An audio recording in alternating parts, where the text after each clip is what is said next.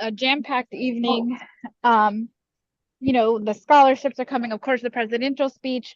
But first of all, I wanted to say that along with Chris and myself, we have a couple of folks joining us virtually. So we have Sandy Halverson out of Virginia, and we have Connie from Pennsylvania, and they're hosting banquet parties tonight. So Sandy and Connie, hello, how are you? Well, I'm Sandy, and I'm doing very well, and people are very contentedly and quietly eating at the moment. This is a graze all banquet long sort of a meal. It's not formal. There are lots of cold things out at the moment, and in a while there will be some hot things, and we're just having a So great time. what is on the menu, Sandy? We have hummus, pita chips. We have a homemade. You should be unmuted. I am. Oh, We have a homemade black beans and corn Hello. salsa type dish, which is wonderful. I sampled that. We have shrimp. We have lots of raw veggies. We have hummus. We have shrimp. yeah, and guacamole and chips. And later on, we're going to have birthday cake because one of our friends has her birthday actually today. And Lovely. happy birthday. Yeah, happy birthday to her. Thank you for spending your birthday evening with us. And Connie from Pennsylvania, hello, how are you? Good. We're good in Erie, Pennsylvania is wonderful today. That's great. So Connie, can you tell us what's on your menu tonight? We are having salad right now. I put together a nice salad with everything. And we have spaghetti and meatballs and yummy Italian bread. And they don't know it yet, but they're having vanilla ice cream with strawberries for dessert. Oh my gosh. Yeah, now they know. Now they know. And so does the entire virtual listening audience. So that's okay. And and how many folks are you having over, Connie? There's 6 of us here. The Erie chapter is not a huge one. And a couple of our people are, on the outskirts of Erie, but they are here, and we're happy they're here. Well, it sounds great. And how many folks do you have with you, Sandy? we have 9 with us. On the island. Okay. What's It's not a competition, Okay. but just thought I'd ask how many And it's, folks everybody has. And our folks are with the Potomac chapter of the National Federation of the Blind of Virginia. And I think the rest of them are in Virginia at the National Convention in Orlando. Yeah. Yeah, there's definitely a big presence from Virginia here at the convention. So it's so great to hear from both of you. I did want to say our bestie Kendra, I feel like we need to send her a ribbon or something. So Kendra's I'm here serious. with us. Every Yes. single virtual session. Yeah. Yeah, thank you so much for being here, Kendra. And I believe, if I'm not mistaken, Kendra told us earlier in the week that she's going to be having a mac and cheese bowl for her banquet dinner. Yeah. Oh, yes. I remember that. There's a table behind you. So that's great. That's awesome, Kendra. I hope it's yummy. So Kendra did say that she had the email for app support earlier, and she ended up having to stick with the virtual experience link. So I'm so glad that you made it on to listen to us, Kendra, and thank you so much for your support throughout the whole week. And your persistence Yes. through all of the technical difficulties. But yeah, we're happy to have everybody here with us, and we're going into the banquet, which of course is always a big highlight. But how about that afternoon session? Yeah, I always was great. love all the civil rights stuff, Yeah, for sure. The whole day truly was great. And I'm sorry, is that you, Connie? Is someone trying to say something? Not here, no. Although Okay. I would like to say that I was enjoying the encouragement that people in the entertainment field were getting today. I thought that was great. Wearing shirts. That is true. Yeah. That is true. There was a lot about entertainment in the morning. Well, you started a trend now. Yeah. It seems like there was a lot. I'm excited that, because for a while back, we had the Let Us Play Us where we were just like, hey, like who else better to portray blind people than blind people? And so it's cool to hear from Joe Strechay about all the work with All the Light You Cannot See. And then of course Set with his fantastic speech. And I thought it was cool, Chris, and you let me know what you guys thought, but I thought it was cool that President Riccobono said, well, this is an ally who's actually getting it right. And so I really was glad to see that. Yeah, I was really impressed with Seth's speech as well, and I intend to watch Unseen again. I was kind of distracted the first time I watched it, so I got the basic idea, but not all of it. But I'm looking forward to it. Oh, and it looks like we have another one of our banquet parties joining us, but maybe not unmuted yet. Yes, we are here. We were waiting for a check-in and we were just in there saying it was waiting for the webinar to start. So I decided finally to log back in since it sounded like you would have come to us by now. And that's Well, I'm Lisa, glad you right? did that. Lisa. Lisa in California. Yeah. So we're glad to be here, and those technical difficulties you're mentioning are not too much for us to mount, right? Yeah, we're okay. Absolutely. That's right. So can y'all tell us a little bit, Lisa, about what's going on at your banquet party? What's on the menu? How many folks are joining you tonight? Yes, we have about maybe like 12 people joining. I'm actually just got done making chicken Alfredo. We have crackers. We have fruit. And what is your dessert, Lisa? We have a blueberry lemon loaf. Lots of appetizers. Lots of appetizer, chips and salsa. Yeah. So we have a good little crowd at the moment. More coming. More coming. Yeah. And where are you in California, and who what chapters or whatever are represented by the group that's gathering with you? We're from Stockton, the NFB of Stockton. San Joaquin County chapter, NFB of California. Sorry about that. That's okay. That's okay. Well, thank you for joining us tonight. We really, really appreciate you. Chris, we're getting flooded with shout outs. I love it. So we've got, Awesome. so Thank Tim you for having says, us. yeah, thanks for being here. Tim says this convention has been great. Can't wait for 2025. We're excited too, Tim. Thank you for being here. And then we have Paul Fauché. Paul has also been pretty much at every single virtual session. Hey, Paul, it's good to hear you. Yeah, I good to remember have Paul. you here. Yeah. Oh, Kendra's having eggs instead of macaroni. Just, Oh, but that still okay. sounds yummy. Dinner for breakfast. You know, Or breakfast for dinner. I love breakfast for dinner. You know, it's one of my favorite things. Yeah. You too. Me too. There's a YouTuber that I watch, and she calls it brupper. So breakfast for supper. She calls it brupper. I love it. I love it. So It's Renee is here especially good on cold nights, but Agreed. always good. Agreed.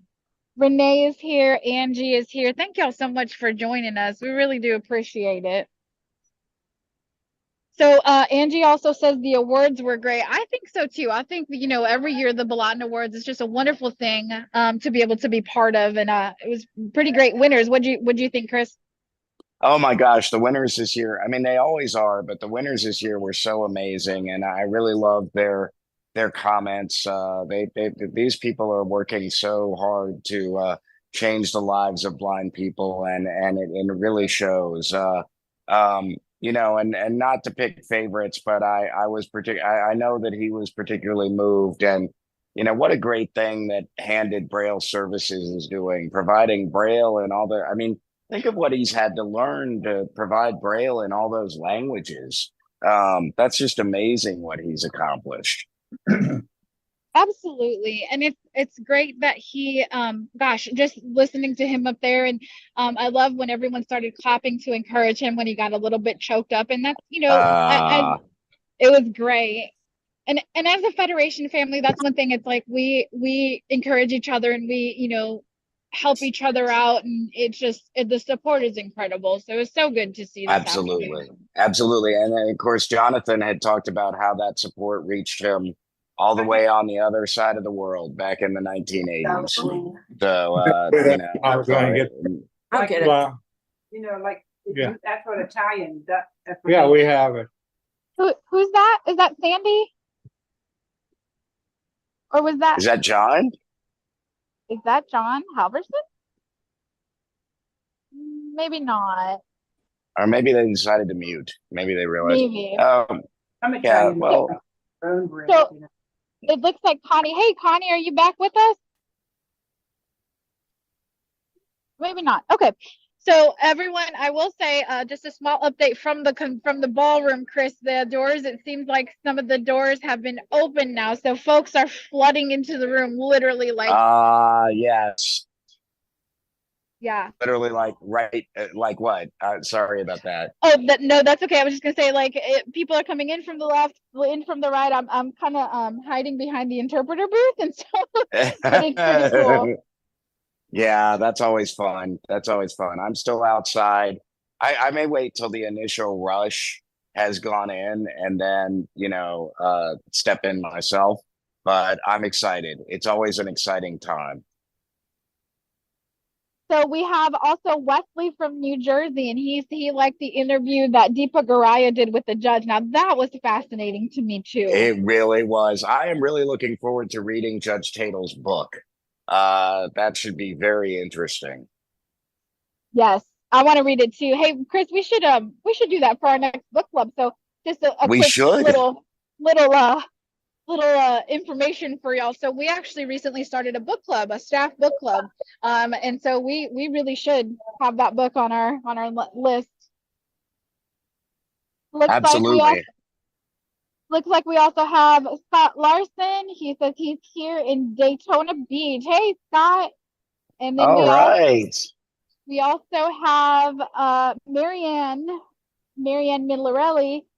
She says shout out, and she's loving the pre-show, great pre-shows from all. Thank you so much, Marianne. Marianne's been with us for most of the sessions too. We This is enjoy Connie. doing it. This is Connie, Connie. what's up? I just want to ask a quick question. How many banquet parties are there? So there are Well- three banquet. We don't know. Well, go ahead, Danielle. You know more than I do, probably.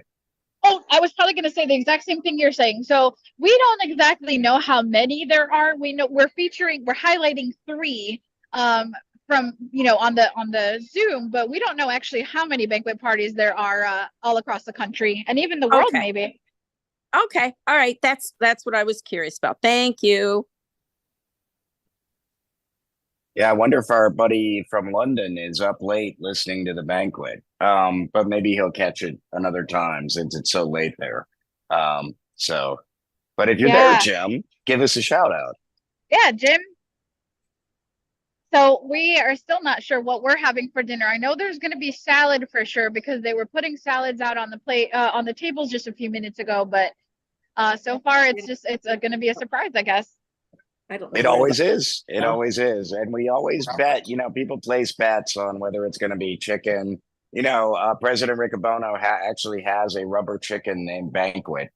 And sometimes the banquets are like that, but I have to say, but sometimes the banquet food is quite good. And I seem to remember that it's been very good at this facility before. And it was certainly very good last year in Houston, I remember.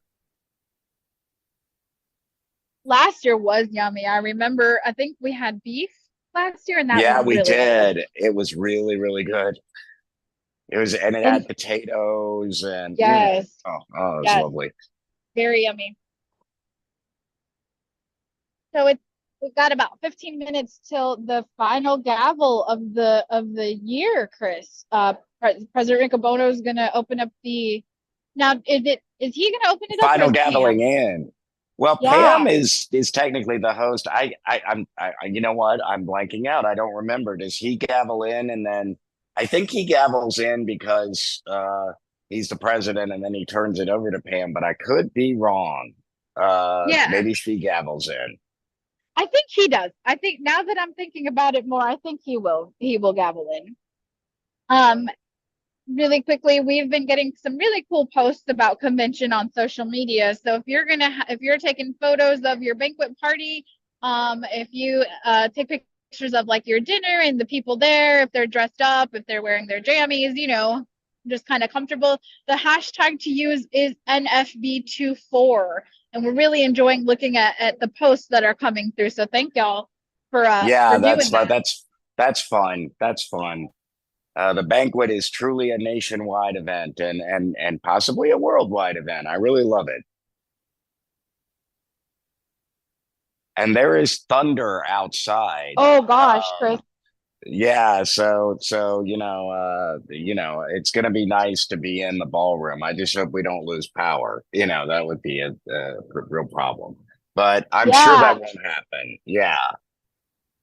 So I have to say, one of my dear friends in Milwaukee, Cindy Alioto, I've known Cindy for about, 15 years now. And I call her Mama Bear. And so she says, "Hi, Danielle." And it's so hi, Mama Bear. It's great to have you here.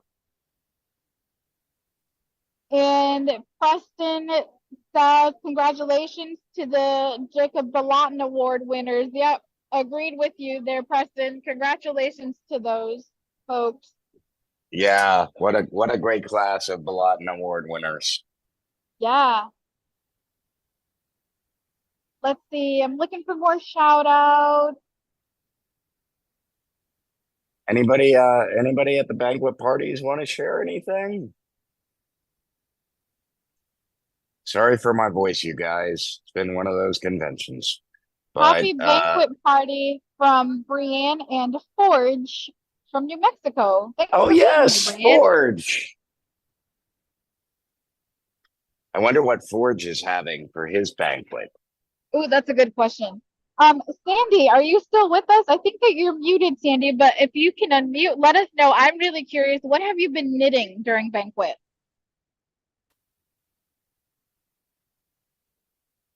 While we're waiting for Sandy's knitting update, you can probably tell us. No. I'm cutting you off, Chris, because that's just how I am. Otherwise, I'll get away from the keyboard. I am working on a round 100% silk. The color is,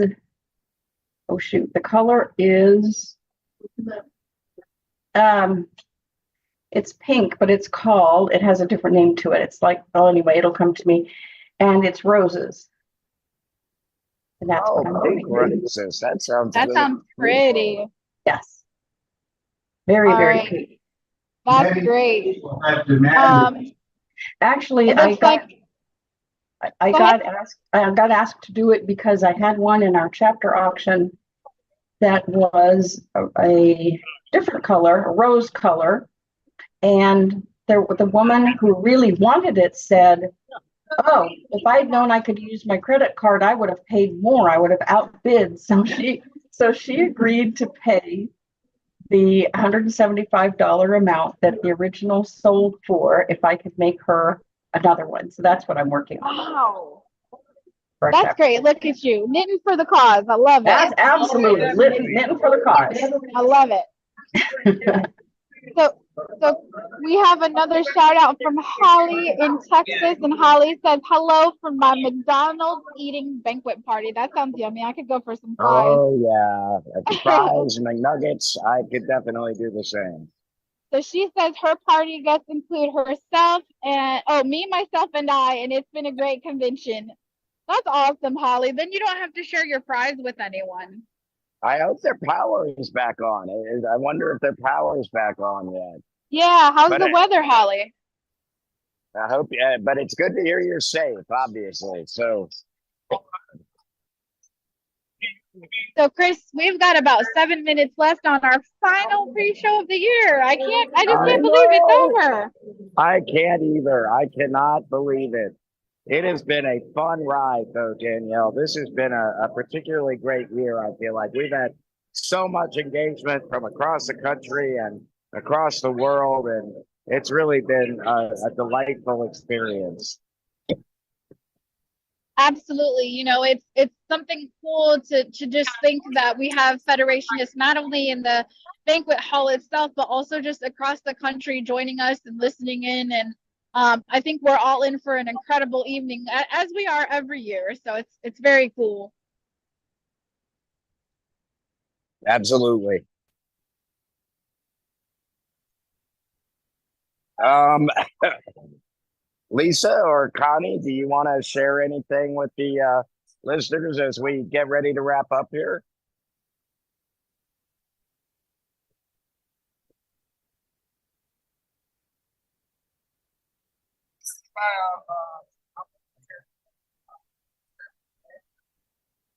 Well, while we wait for Lisa and or Connie to unmute, I just want to say thank you to everyone who has put in work this week. Our volunteers, our staff members, anyone who has helped the convention go smoothly. We just appreciate you so much because this is our big thing. This is our annual reunion, and so just thankful so much for everybody that has helped out this week.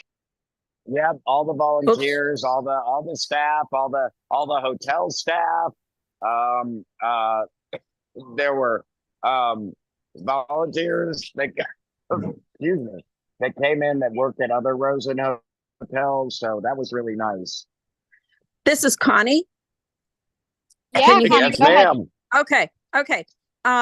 I am sorry to miss this convention. I've been in Orlando for a few of them, and we're excited though to be doing this, online like this. This is awesome, and we've got people here that have never been to an NFB national convention, so that's this is a good experience for them too. That's great. And I will say, I'll just take a second here to talk a little bit about the Kenneth Jernigan Convention Scholarship. And so the Kenneth Jernigan Convention Scholarship does open up in the spring. And it's where first timers, folks who have never been to convention in person, can apply to receive financial assistance for attending convention. And we definitely want to do our best to make sure that folks don't have as much of a financial barrier. And so sometimes, it's just not in the budget. And so we try to help out with that. And so we do announce when the KJ scholarships are open. We announced that, what'd you say, February or March, Chris? Yeah, if not earlier, but yeah, usually the deadline's sometime in April, so we try to announce a couple of months before that. Yeah, so definitely keep an ear on the presidential release. We posted in the Braille Monitor on social media. So for those who are thinking like, oh, well, convention's kind of pricey and I'm not sure if I can make it, there is assistance out there. And then also there are some affiliates, for example, the Virginia affiliate does the McDonald Fellowship. And so the McDonald Fellowship also gives financial assistance to folks coming to convention. That is correct, and I know the Maryland affiliate has a program for financial assistance too. I don't think we have a formal name for it, but we definitely do provide financial assistance for people that can attend conventions. So probably a lot of affiliates do. So check with your affiliate as well, but definitely apply for the Jernigan scholarships. Hello to Shane Popplestone listening from somewhere in the hotel. He's in his room. He's been at convention in person, but he's listening from his room tonight. So thank you so much for joining us, Shane.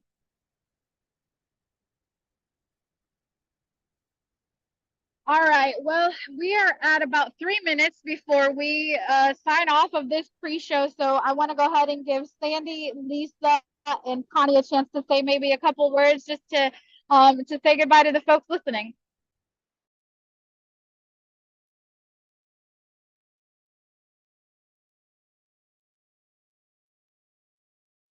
And Chris, while we wait for them to unmute, do you want to go ahead and say something?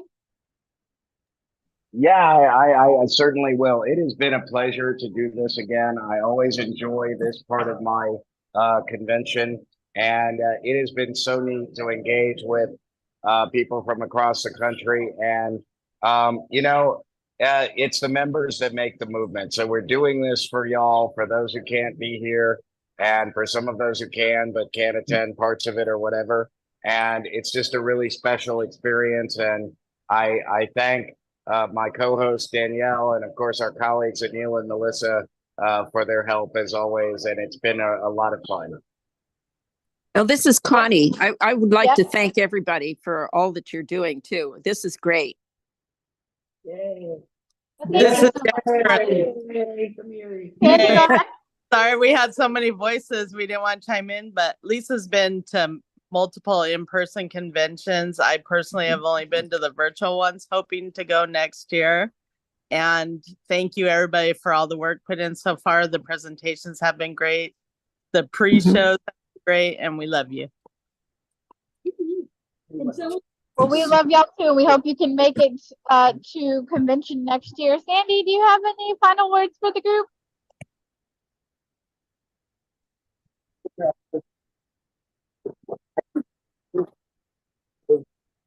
All right, I think Sandy is trying to unmute. So Sandy, while you unmute, I'm just going to go ahead and say that it's been a privilege and an honor to be here again with everyone, being able to participate in the virtual sessions. Chris, Anil, Melissa, always have a great time with all of you, and hope to do it again next year. I don't, Sandy, unmute. Yes, I am. I did. I did. Okay, go ahead. Go ahead. This has been fun. And I'm sorry I haven't been able to sit in my chair where I should be in my place. You know, I'm not very good at staying in my place sometimes, but this has been fun. I can't wait until we hear our banquet speech and anything else that comes along. And I look forward to chatting with the convention later on. Thank you very much, Danielle. You and Chris are always great. Well, thank you, everyone. So one last time, we are signing off from convention, National Federations of Blind Convention 2024. Have a great banquet, and we will talk to you next year. Live the life you want. Have a great banquet. Bye. Bye.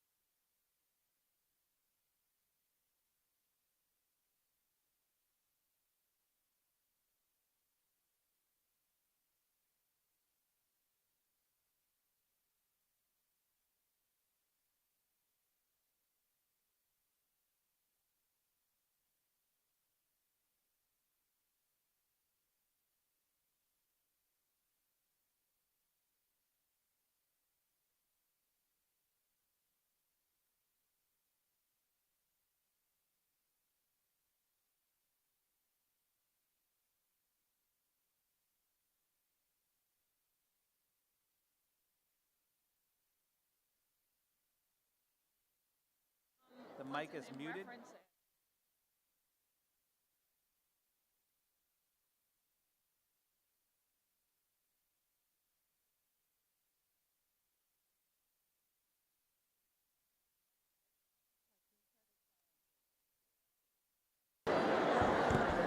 There you go. Sounds like it's on.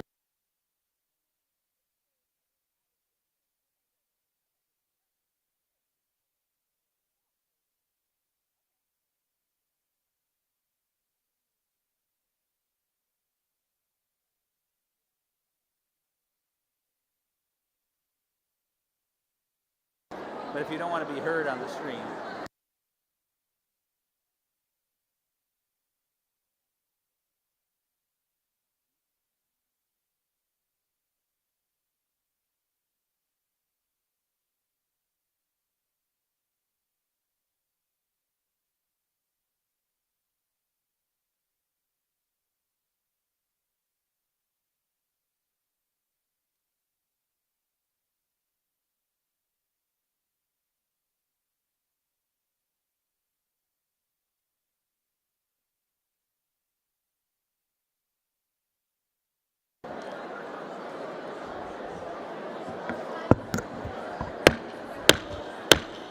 Good evening. Welcome. The 2024 Banquet of the National Federation of the Blind is called to order.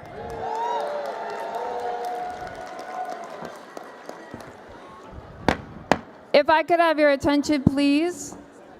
If I could have your attention.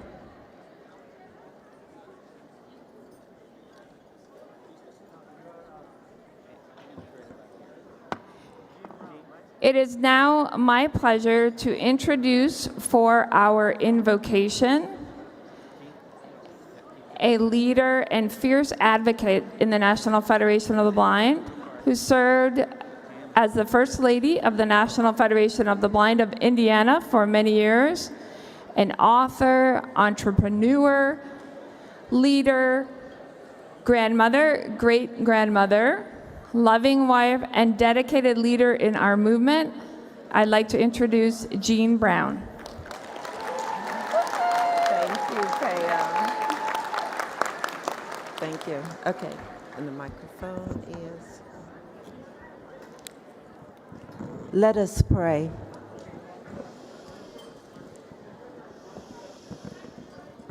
Father, we thank you for your love, your mercy, and your grace. We thank you, Father, for the leaders of the National Federation of the Blind, from the head table to the last table. We thank you for our membership is strong, and you have blessed us. Father, we thank those who have prepared this meal for us, for the nourishment of our bodies, and we thank them and bless them. Father, we know that you have given us much more than we could ever return, but we praise your name and we give honor to you. We pray that you will bless those who will leave here after this convention, but that we will be with them again in another year. Father, we pray that you continue to watch over us, keep us, and forever give us your love. In the name of Jesus, amen.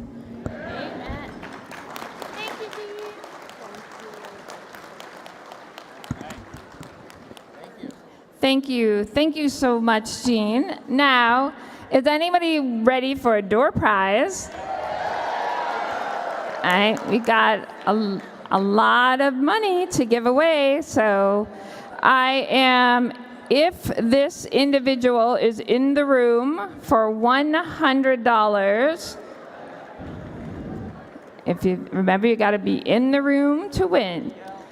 So is Gary Ray from Asheville, North Carolina.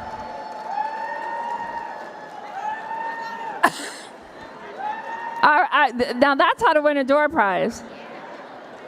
All right, Gary, we got you. Congratulations, it's coming your way.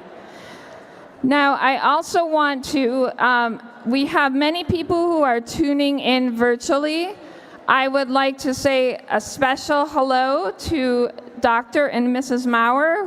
Mrs. Maurer is not feeling well, so we're sending her our very best for recovery. So a special shout out to Dr. and Mrs. Maurer.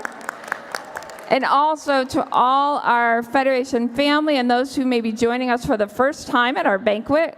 Let's have a shout out to all of our friends joining us virtually.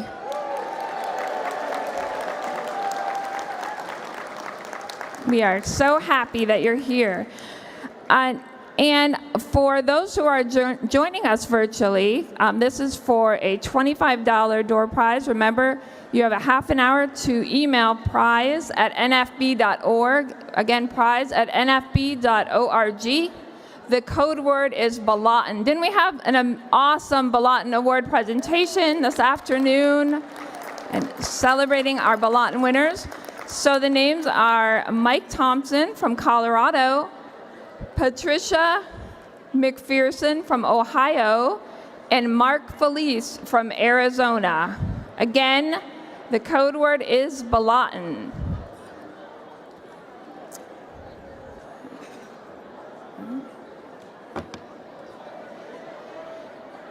Now, I know everyone is enjoying your dinner, but I want everyone to really listen closely. This is something really important. Has anyone been playing our museum game this week? Okay, so we've had this game all week. I know a lot of people have been coming up and asking, do you have this number and do you have that number? Does anyone have number 5? Anyone? Okay, some of you may have already noticed this, but number 5 is here at the banquet. Check on your table. I know everyone's been hunting for number 5. So if you have not played the question game yet, this is your final chance before our prizes are announced. If you complete all 5 questions here tonight at the banquet, or if you will be eligible for a very special historical prize. So be ready, take care of that at some point during the banquet, so you want to get your questions in.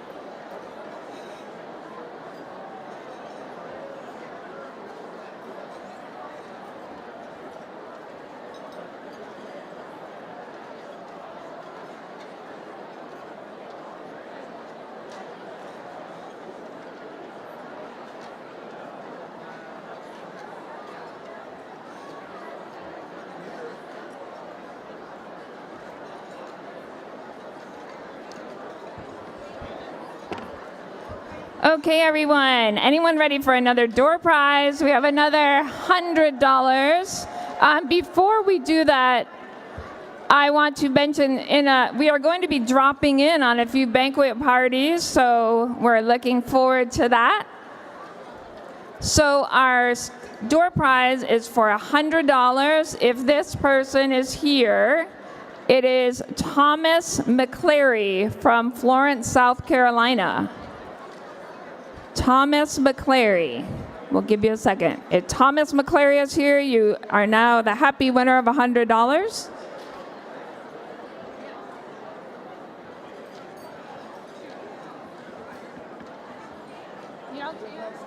Okay. Going once, going twice. Thomas McClary.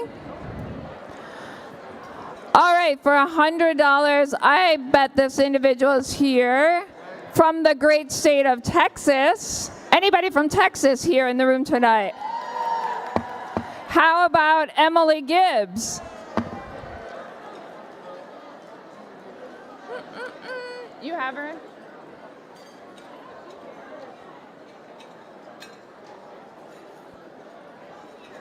Okay. Emily Gibbs, if you are here, please let us know. If you are, you're the happy winner of $100.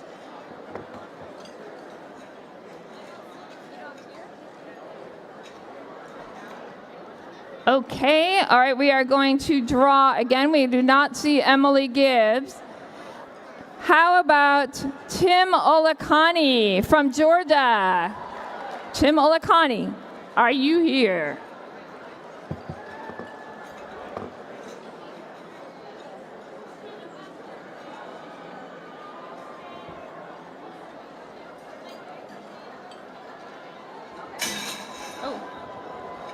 Tim Olakani, if you are here, can you stand up and wave so we can find you? We hear you, but we can't find you. Or we think we.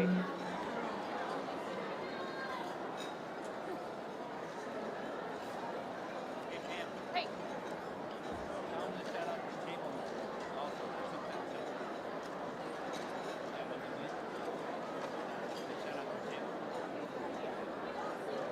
We don't see Tim.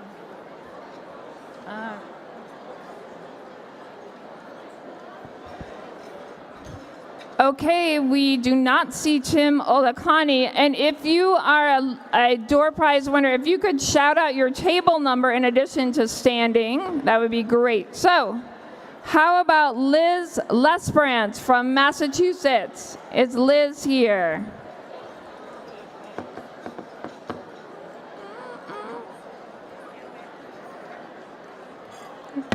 Liz Lesbrant, are you here? If you are the lucky winner of $100. All right. Congratulations, Liz.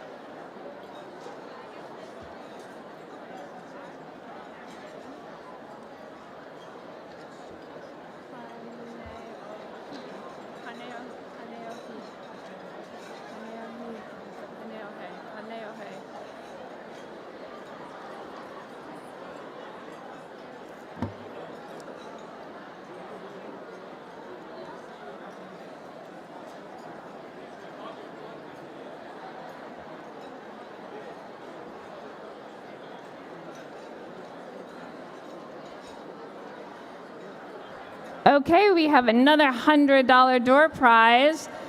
This individual is from Hawaii. And if Tabitha Mitchell, are you here? We hear a lot of screaming.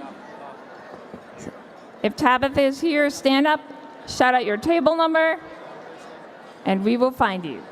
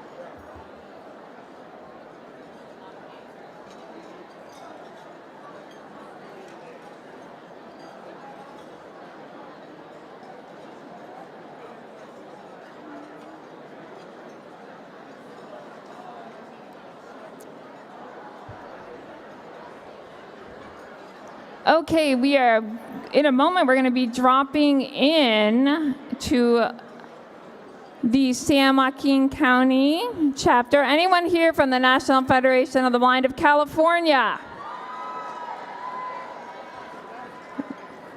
We are very excited to be dropping in to Lisa Rodriguez. Hello, everyone. Hi. From Stockton, California, chapter. We wish we were there. We're sorry we were there. Hello, welcome. Are we unmuted? Hello, Lisa. It's unmuted. We're right here. Can you hear us? Hello? Hello? Hi, how are you? Can you hear us? How is your banquet party? It's going good, guys. You caught us with our mouths full.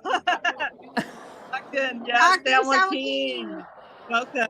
We wish we could be there in person with you guys, but we're not able to. Hopefully next year we're able to meet with all of you guys.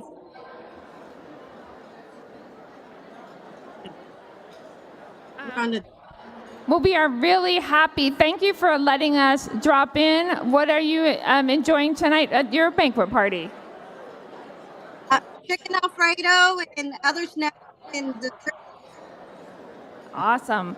Well, we're so glad that you're with us virtually. Let's hear it again from the NFB of California. Thank you so much for the great work that's happening, and thank you for letting us enjoy. Have a wonderful banquet. Thank you.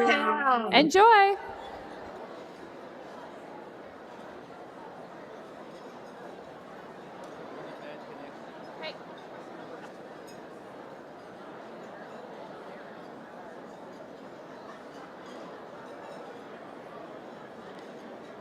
I didn't hear them say Connie though. No.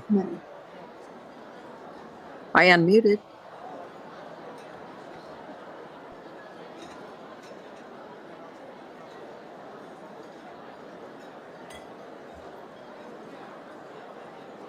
I might just stay unmuted for a minute.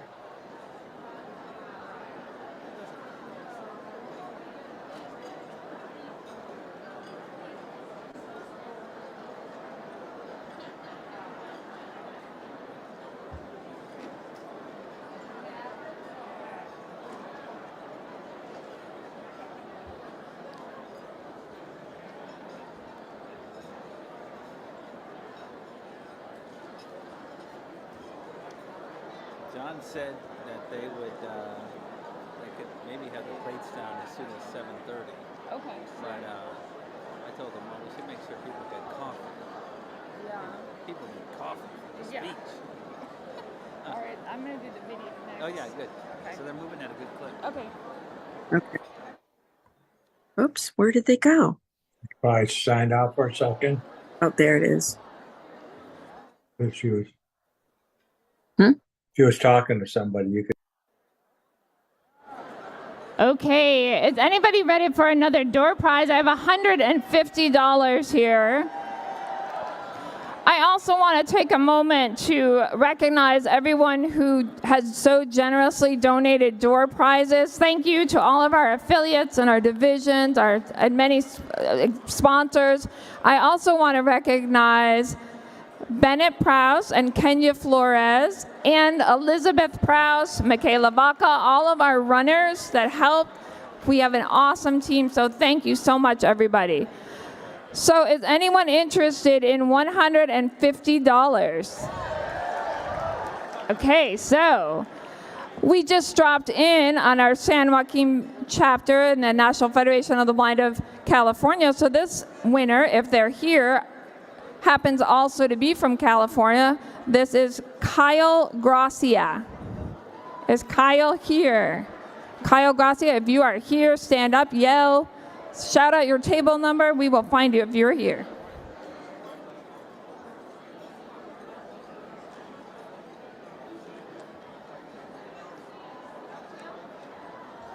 All right, going once, going twice, Kyle Gracia. All right, so for $150, David Hamill from Iowa.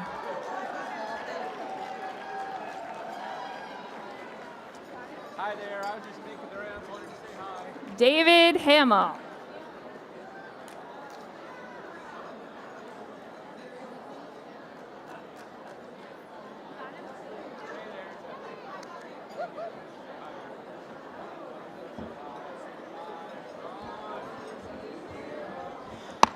Okay, if I could have your attention, please. If I could have your attention. Work that gavel hard. I am. If I could have your attention.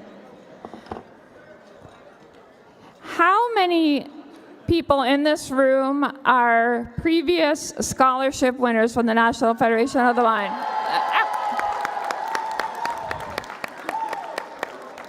Excellent. And how about, let's hear it from our current class of 2024. We have an outstanding class. We would not be able to have our scholarship program without the generosity of our scholarship program supporters. And so we are going to watch a video and express our gratitude for the support that makes our scholarships possible. The National Federation of the Blind Scholarship Program is the largest of its kind for blind students in the United States. This year, we will award more than $250,000 in cash and prizes. Each of our winners will receive a total monetary award of $8,000. We would like to recognize the generous partners who contribute to our $38,000 scholarships and those who add cash and prizes to help make this such a dynamic program. The Kurzweil Foundation and Ray Kurzweil contribute to each recipient's award and provide each finalist with a commemorative plaque in both print and braille. Ray Kurzweil is a longtime friend of the Federation and deserves our special recognition. Google provides substantial support to our scholarship program. We are so grateful to Google for their long-term commitment to our scholarship program. The Jesse and Hertha Adams Trust supports many of our scholarships, as well as substantially contributing to bring each of our finalists to national convention, so that our students can benefit from exposure to the National Federation of the Blind and the amazing networking opportunities our convention affords. Many of our scholarships proudly carry the name National Federation of the Blind. Our members acknowledge academic excellence and leadership in making these awards. Some scholarships are supported by the Lillian S. Edelstein Trust. The students receiving these scholarships hail from or will be attending college in Washington, Idaho, or Oregon. The Jesse and Hertha Adams Trust Scholarship is made available to those individuals who wish to achieve their dreams. Success is acknowledged through the hard work and effort you put forth, and the Jesse and Hertha Adams Scholarship acknowledges both. The Scott C. LeBar Memorial Scholarship remembers a tireless advocate and beloved mentor of hundreds in our movement. Most famous for negotiation of the Marrakesh Treaty, allowing cross-border sharing of accessible materials, attorney Scott C. LeBar for decades built and represented the National Federation of the Blind locally, nationally, and internationally. The Charles and Betty Allen Scholarship, funded by Charles and Betty before their passing, is a reflection of their commitment to education.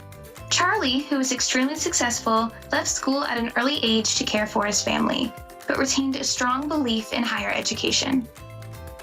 Both of the EU and Jean Parker scholarships honor two longtime leaders of the National Federation of the Blind, whose participation stood for strong principles and strong support of the Federation's work.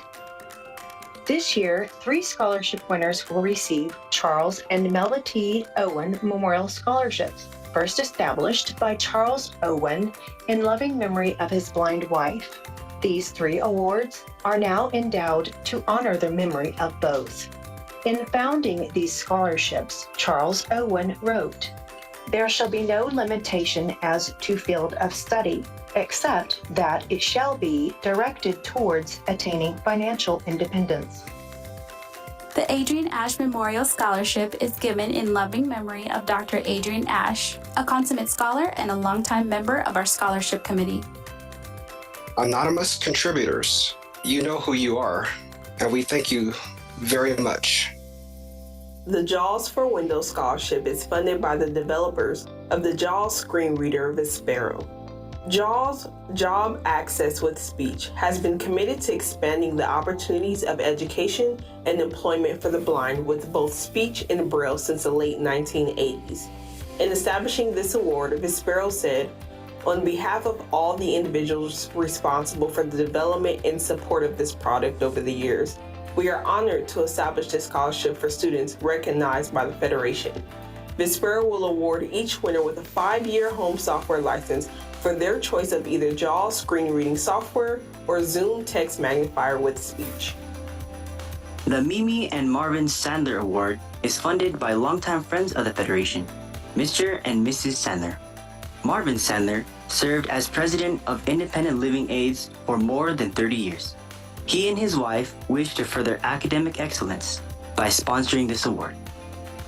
The Jacqueline Billy Memorial Scholarship, awarded in memory of Jacqueline Billy, honors her leadership, dedication, and commitment to the National Federation of the Blind throughout her lifetime. Jacqueline was a tireless advocate for the blind and a loving friend. The NFB STEM Scholarship is jointly supported by the Science and Engineering and Computer Science divisions and is awarded to a student studying in science, technology, engineering, mathematics, or a related field. Members of these divisions wish to encourage the success of blind STEM students in their chosen field of study. 2 scholarships funded by the Edith R. and Alvin J. Domro Foundation will be awarded. The foundation supports college scholarships and has funded their scholarships to encourage academic excellence. The Oracle Scholarship for Excellence in the STEM field. This scholarship awards academic excellence and leadership in science, technology, engineering, or mathematics. Oracle wishes to promote excellence and funds this scholarship based on Oracle's understanding of its impact on disabled employees and customers throughout the globe. The American Action Fund for Blind Children and Adults will sponsor 2 awards. First is the American Action Fund Scholarship.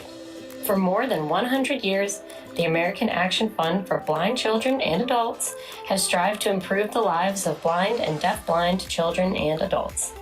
Best known for annually producing and gifting Braille calendars, sponsoring the Free Books for Blind Children program, and administering the Braille Readers Are Leaders contest, the American Action Fund leads in promoting Braille literacy. The American Action Fund is proud to award this scholarship to a deserving and talented blind person. Finally, we have our most prestigious scholarship, the Kenneth Jernigan Memorial Scholarship. This scholarship is given yearly by the American Action Fund for Blind Children and Adults, a nonprofit organization that works to enhance the lives of blind people.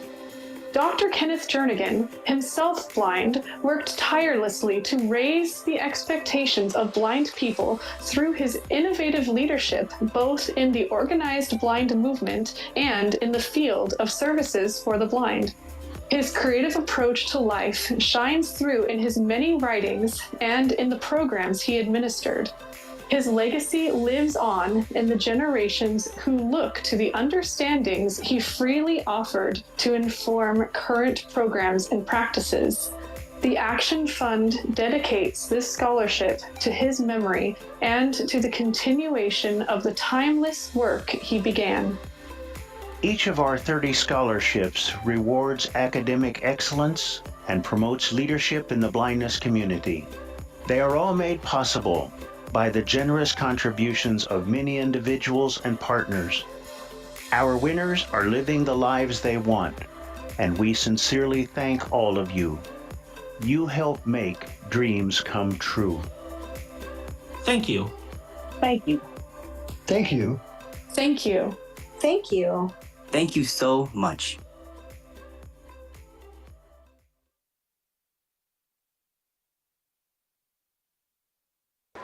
Okay, thank you. Let's have a round of applause for all of the generosity that supports our scholarship program. And in celebration, I think it's time for a door prize. So for all who are listening virtually, this is for $50, and the code word is PACK. So if you're listening virtually, please email the code word PACK to prize@nfb.org. That is for Eureka Harrison from Virginia, Renee Jones from Wisconsin, and Wayne Merritt from Texas. Again, the code word is PACK.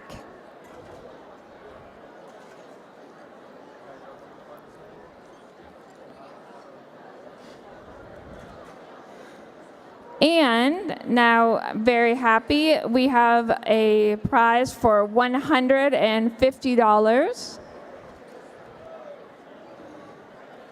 If Iris Warwicker from North Carolina is here, Iris Warwicker from North Carolina, if you are here, you have $150.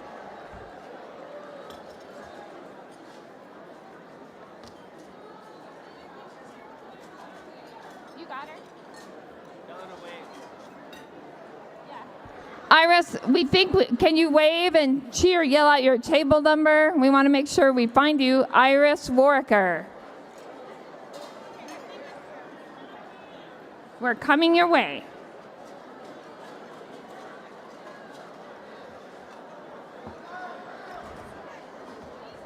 All right, we are good. Not here. Okay, Iris is not here. So... All right, so we are going to draw again. If Juan Haro from New Mexico, is Juan here? Juan Haro from New Mexico.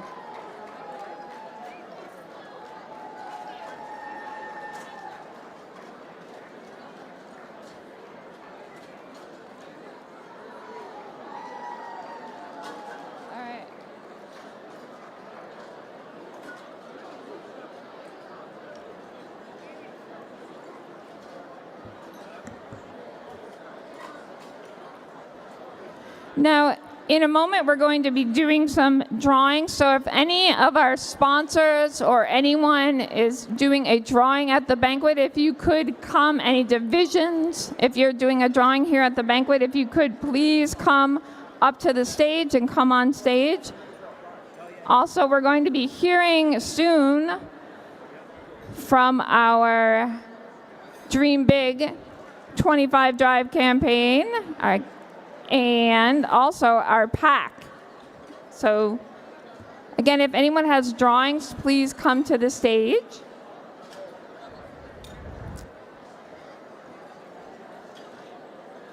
Hey.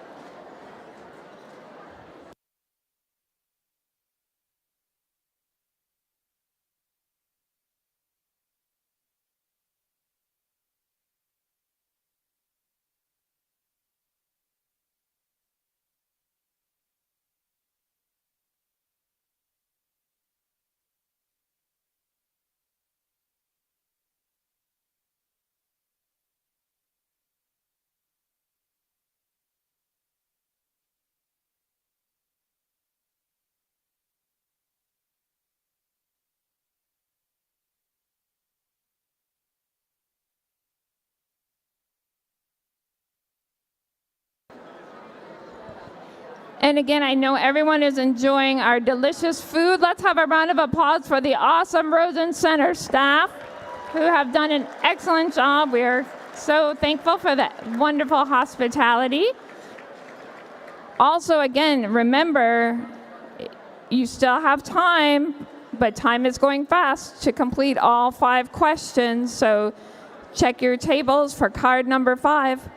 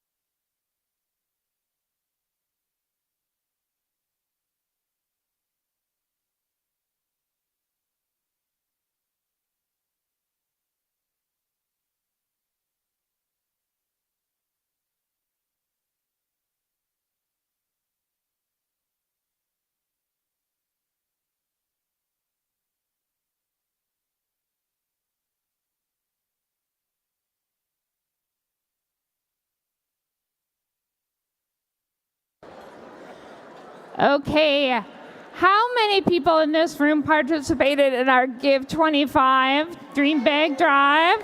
I know Roland and I did. So I know we're very excited for our next presentation. I am going to turn the mic over to the head of our Jernigan Fund Committee and president of the National Federation of the Blind of Virginia and national board member, Tracy Safranco.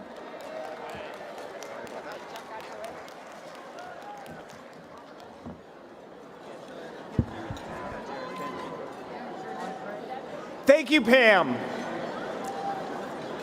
Members of the National Federation of the Blind, you were so generous.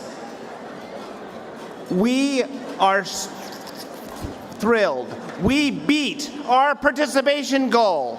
Our goal for this program was was exceeded because 658 of you contributed. or you convinced your friends and family to contribute. That was really powerful, and we raised $38,191.58. Now, I kind of wonder who gave the 58 cents. All of this is great. Now, from a prizes perspective, let's talk about the fact that 300 of you walked away with a pair of Aftershokz headphones. I've already started playing with mine. They rock. I want to thank the chairs of our funds. Sandy Halverson, who runs our Sun Fund. Everett Bacon, who runs our White Cane Fund. Catherine Webster, who runs our Jacobus Tenbrook Fund. Each of one of these individuals were supported by a phenomenal team of volunteers who helped at the Give 25 table, helping with marshaling, many of them from the Kenneth Jernigan Fund. As well, Anna Adler, Patty Chang, Rachel Held, Belinda Hooks. We had a number of others helped out to make the Give 25 possible, and many of you picked up your headsets or worked here at the table to make that happen, along with a team at our National Center answering calls and addressing requests, and a technology team that make all of this possible. Thank you all so much. Pam, this was a pleasure to be here. I gotta go. Okay. Tracy, hold on. You didn't tell us the winners yet. You can't leave. I'm catching a Greyhound on a Hudson River line. I've got a New York state of mind. Why do I say that? Because we had a Braille display, and this Braille display is rocking. We are so grateful for the support from APH to help us give away a Monarch and Humanware. That partnership with Humanware and APH is very powerful, and we appreciate it. And butterflies fly in, monarch butterflies fly in New York, and Michael Levy from Woodbury, New York will be using his monarch. Now, our 2025 convention prize. What is this? You get to go join us in New Orleans for trip for two, hotel, transportation, registration, banquet, $1,000 walking around money. Or you could take the $2,000, and again, we have someone from New York, Ali Kalik from Long Beach, New York, won our prize. We want to thank all of you for contributing, encouraging your friends to contribute, and thank you for supporting our Dream Big, Give 25 drive. Thank you. Thank you, Tracy. Pleasure.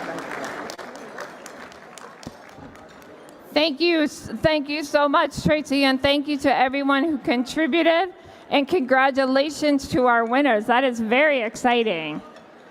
So I think it's time for another door prize, and then we're going to be hearing from Marilyn Green with our update, our pack winners. So I know the suspense is building to see who the winners are.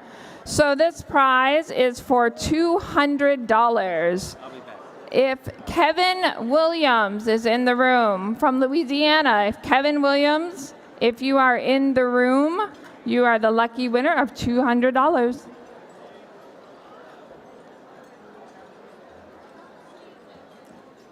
Okay, going once, Kevin Williams.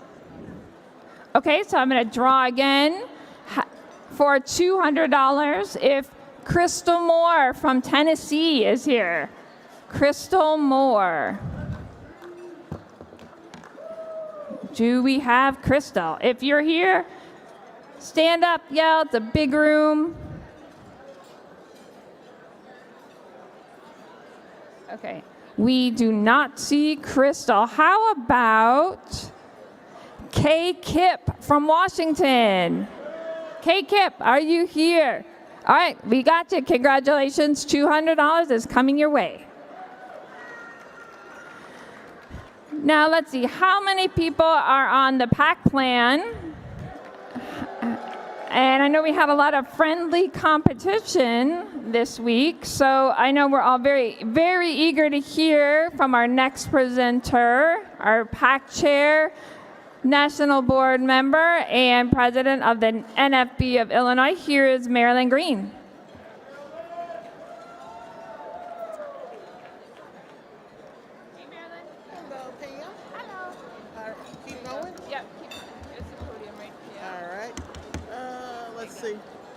Oh, shoot, and my screen just went off. I know.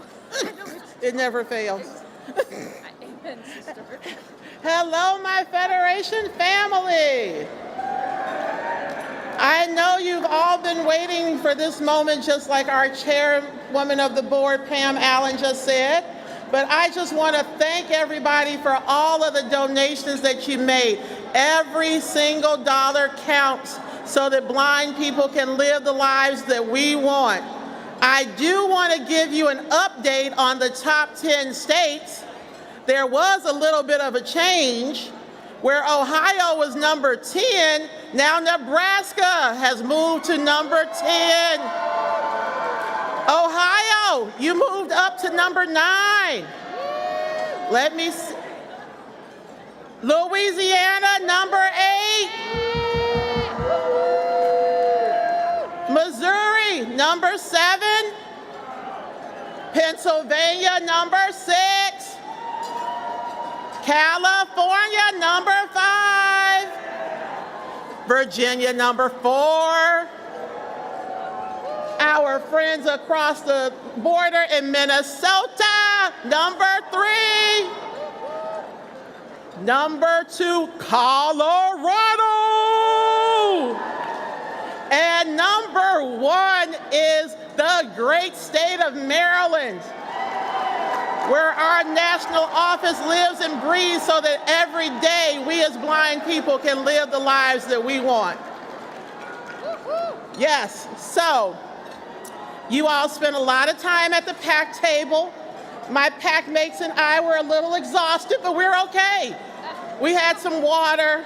We had a few Louisiana pralines, so we're okay. But we were busy back there at the PAC table. We don't have any more aftershocks. We ran out of aftershocks. That's a good thing though, right? Yeah. So we want to tell you about the contest, what you all have been waiting for. So I am going to start with the divisions. So we had NAGDU coming up in the race, but I'm sorry to tell you, the dogs were not fast enough to get back there to the PAC table. There weren't enough of them. Students, you made it so close. You were so close. But I am here to say the seniors are walking away with the mule. All right.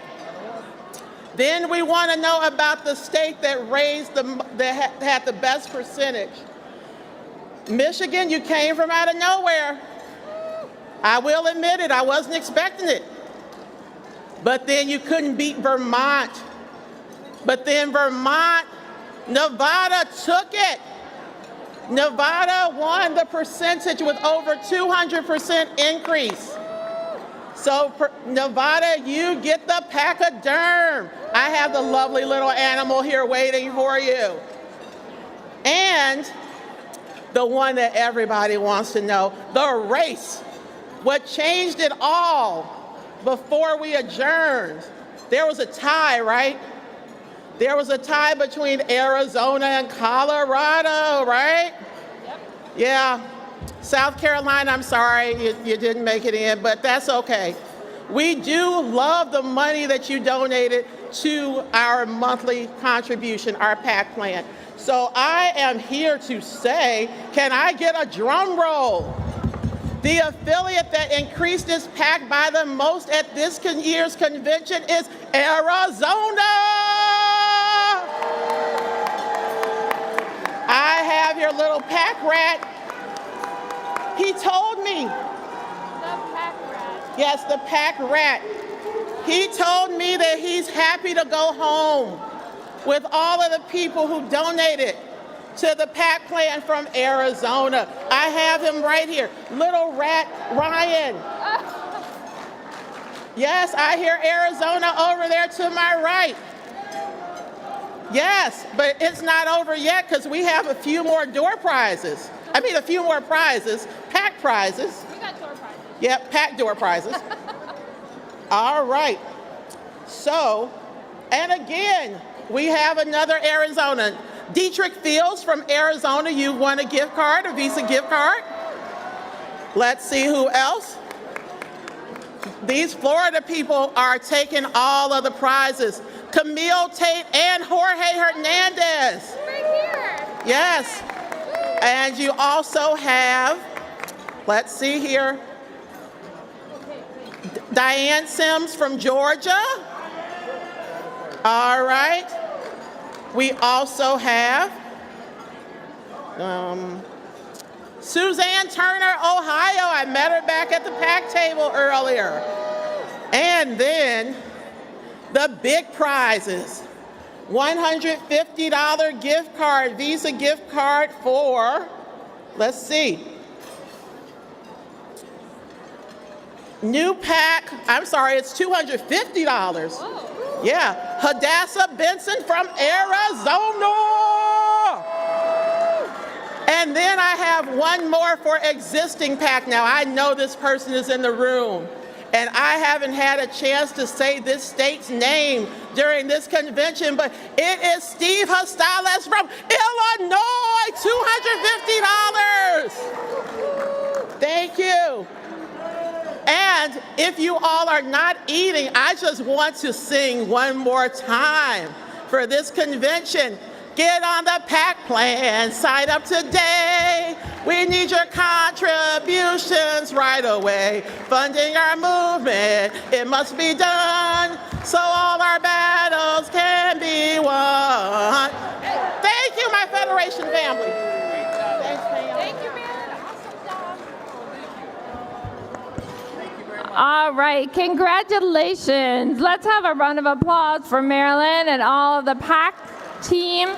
Thanks also to everyone who helped volunteer their time at all of our tables, our Sun, PAC, Give 25, all of our tables. We really appreciate all of your time. Thank you everyone for giving so generously. And in honor of that, I think we should give away a little money.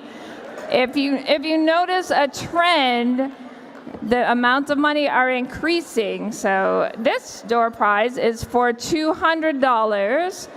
If Chris Nussbaum is here from Maryland. Chris Nussbaum.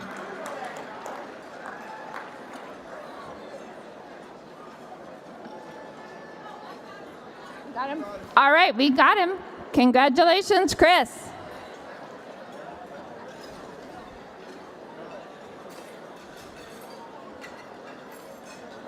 Okay, and in a moment, we're going to be dropping in on another banquet party from the great state of Pennsylvania in just one moment. Oh, perfect. Okay. Has John given you a signal? Not yet.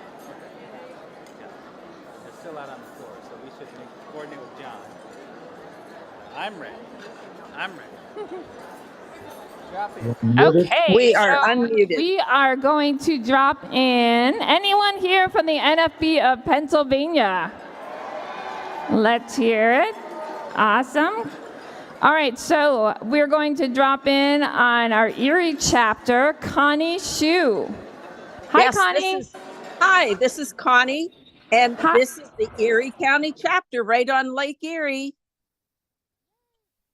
Excellent. Welcome to our banquet. We're so happy to have you join us virtually. What are you doing for your banquet party tonight to celebrate? Oh, we are eating good. We have salad. We have spaghetti and meatballs. We have ice cream with strawberries. We're doing good.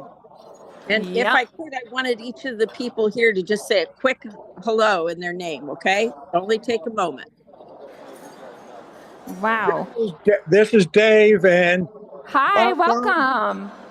Come to Erie with its 13 miles of beach and the most beautiful sunsets in the world. Here, Mark Zink. Hello. And pass it. Eric Carpo. And you see all red purple. Right here. We're just holding it. Pam. Pam Carbonetti. And that's it. We are happy. Excellent. We are so happy. We are also enjoying some delicious food here in Orlando, and we thank you so much for the great work that's happening in the Erie chapter and in the NFP of Pennsylvania. We thank you for allowing us to join with you tonight, and happy Banquet. And thank you. And Pam, we enjoyed you when you were at our state convention, so yes, please come again. We were very happy to be there this past fall, and thank you. It's great to be with you virtually. Keep up the awesome work. Okay, thank you. Enjoy. Thanks for letting us too. say hello. Enjoy. All right, so we are going to have another door prize. All right, so this prize is going to be for $250. $250. So let's see if Dale Ham is here from Arizona. Dale Ham. Dale Ham from Arizona. Are you here? Okay, we got you. Congratulations. Okay, if I could have your attention, please. I just want a little quiz here for everybody. So I would like to know, do we have anyone that was at a convention in the 1940s? I'm going to say, all right, how about, I understand we do. How about the 1950s? Anyone from the 1950s? I understand that Tom Bickford is here, and his convention, his first convention was 1957, as I understand. I think you might have the record, Tom. All right, how about anyone who came to their first convention in the 1960s? Jan Gaylord is here. Oh, and I was just telling her. 1962. Yes.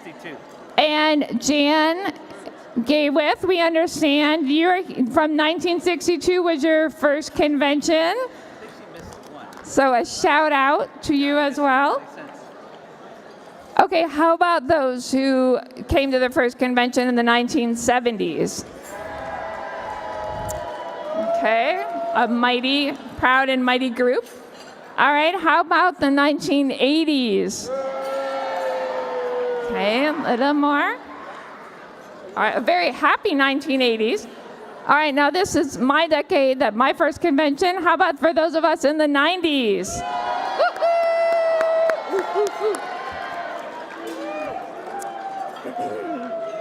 Okay, how about from 2000 to 2010? Let's hear it.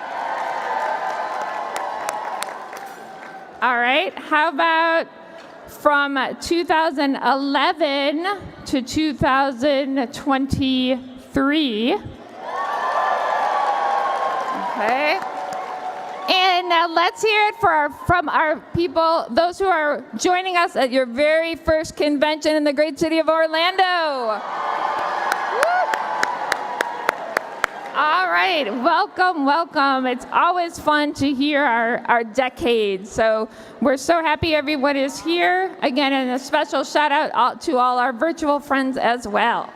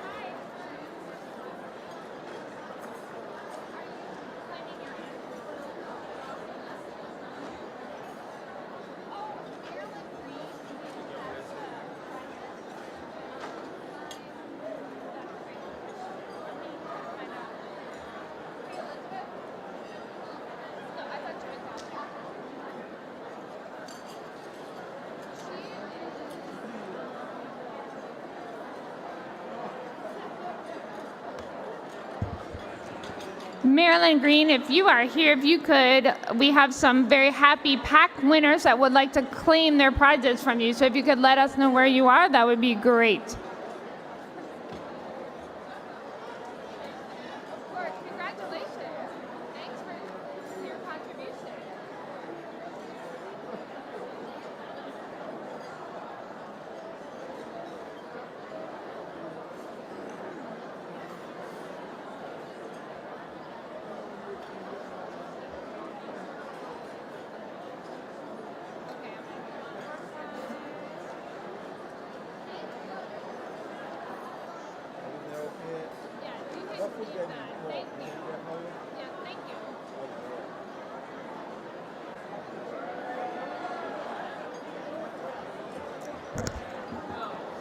Okay, we are going to be, in a moment, we're going to be introducing the head table, but before we do that, we have a prize for $250. If Carol Morgan from Missouri is here, Carol Morgan, you are the happy winner of $250. Okay, congratulations.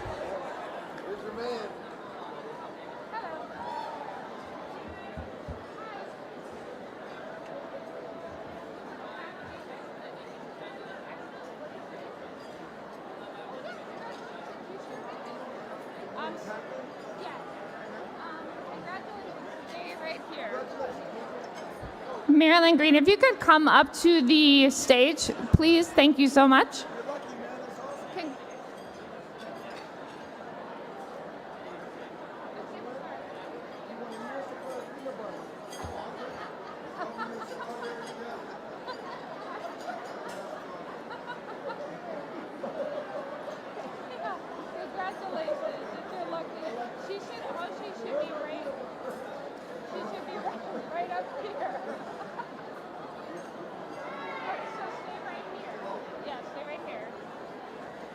Marilyn Green, your winners are ready to meet you at the stage. If you could come forward, please. Okay, we're good? All right, so she should be right here.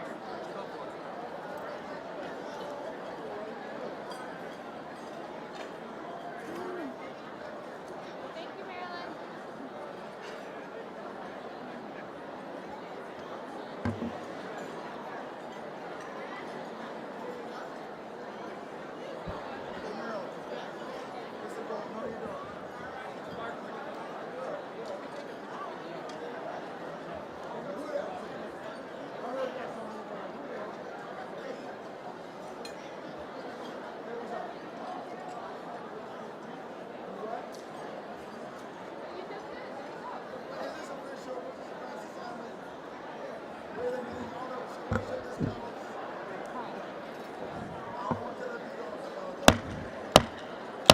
If I could have your attention, please. If I could please have your attention. It is now my pleasure to introduce our head table, and so I'm going to start to my left, your right. I'm going to skip over this first person. But it is my pleasure to introduce Melissa Riccobono, First Lady of the National Federation of the Blind.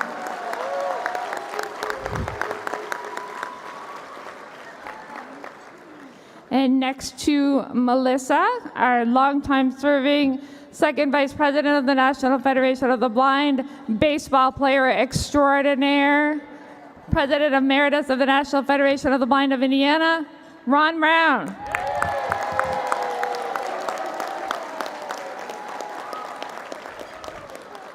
Next to Ron, as we heard earlier, a leader, a dreamer, an author, someone who is so loving and giving of her talents to share with all of us to build the National Federation of the Blind, Jean Brown. And next to Jean, someone who has been busy running everywhere, along with his great team, the president of the National Federation of the Blind of Florida, Jorge Hernandez.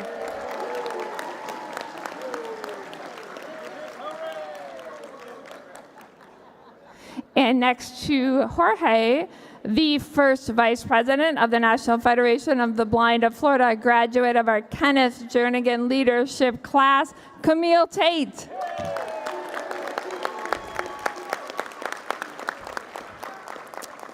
Now, to my right, the first seat would be occupied by me. I'm very honored to serve tonight as your MC, so thank you everybody for your attention. And to my right is sitting a leader in many ways, a giver, someone with whom I cannot imagine doing the work that I do and that we do together, my husband, Roland Allen.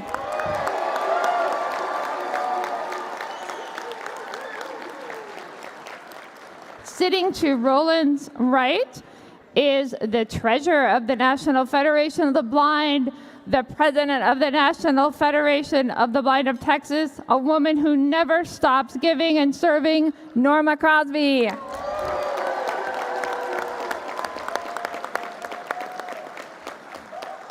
Sitting next to Norma, to her right, someone who has led in many roles in the National Federation of the Blind, a mentor, a friend, who currently serves as the president of our senior division, Glenn Crosby.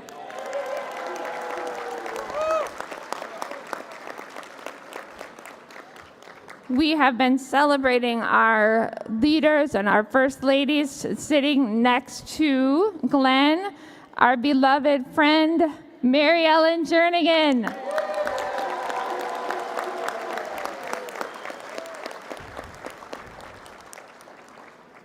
And sitting to Mrs. Jernigan's right, a visionary leader, a friend of the National Federation of the Blind, a supporter in so many ways, Ray Kurzweil.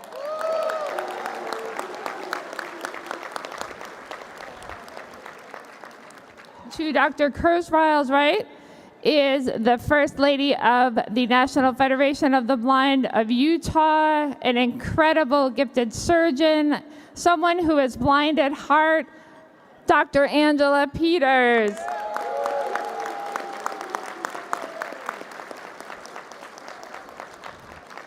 And to Angela's right, the president of the National Federation of the Blind of Utah, are currently serving as our secretary and recently elected second vice president of the National Federation of the Blind, Everett Bacon.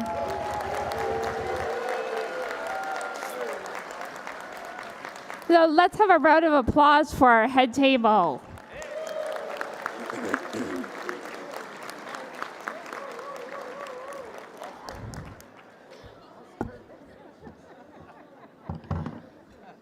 We have now come to the highlight of our convention.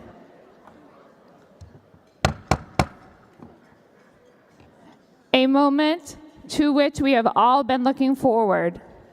We come together with gratitude and anticipation to hear the words of our president, an extraordinary leader whose unwavering dedication has reshaped the landscape of accessibility and empowerment for the blind. For over a decade, President Riccobono has not only led the National Federation of the Blind with exceptional wisdom and tenacity, but has also inspired us all with his unwavering commitment to breaking down barriers and champion inclusivity and equity. During his presidency, President Riccobono has led courageously, navigating challenges and dreaming big, and propelling us toward new heights. The National Federation of the Blind has celebrated setting world records, securing landmark legislative victories, pioneering technological advancements, and raising expectations in our society about blindness. Our president's leadership has set a standard of excellence that reverberates throughout our organization and beyond. He is a beloved friend, a mentor whose empathy and insights have touched countless lives. His ability to rally and unite is unparalleled, making him not just a leader, but a guiding force for our community. Tonight, as we are gathering to celebrate the power of collective action and the loving bond we share that makes the work of the National Federation of the Blind possible, let us reflect on the profound difference President Riccobono has made and continues to make in our lives and in the lives of all blind people. Please join me in celebrating and welcoming President Mark Riccobono for our 2024 banquet address. Thank you, ma'am. You want this paper?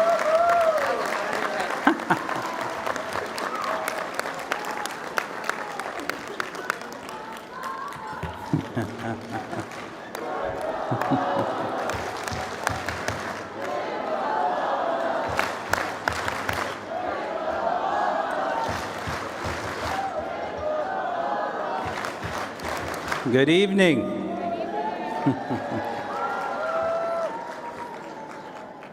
It's great to be with you all, and Pam, thank you for that lovely introduction, and welcome to our virtual experience participants all across the world, probably.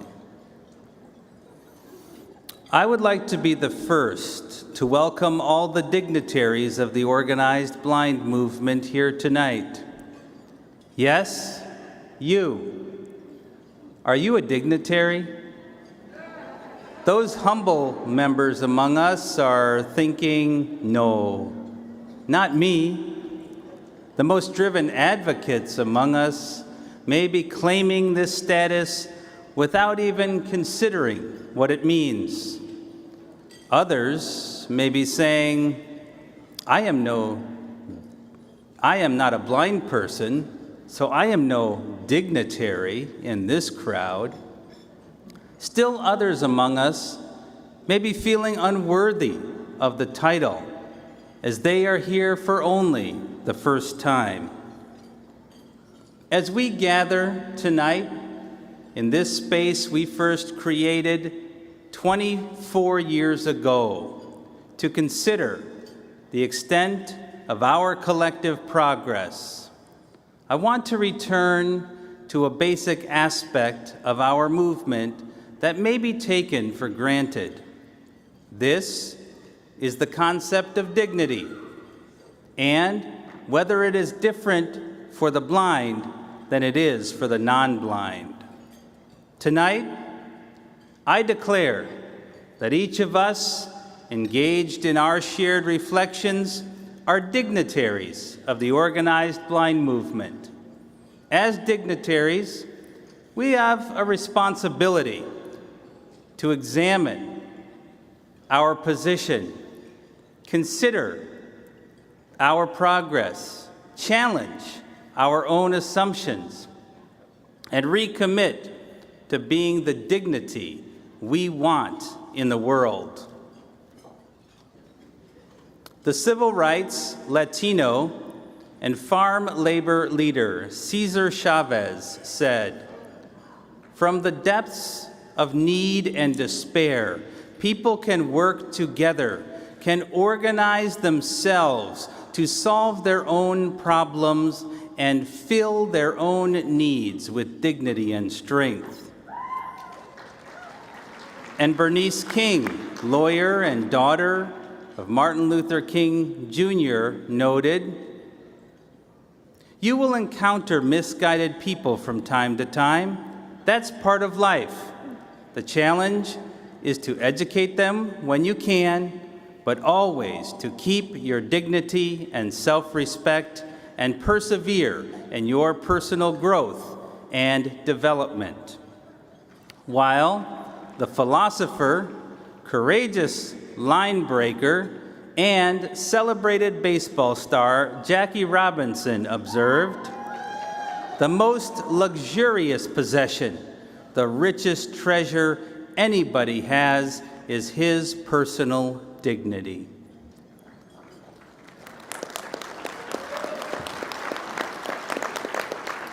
The concept of dignity has a complicated history intersecting with philosophy, politics, and religion.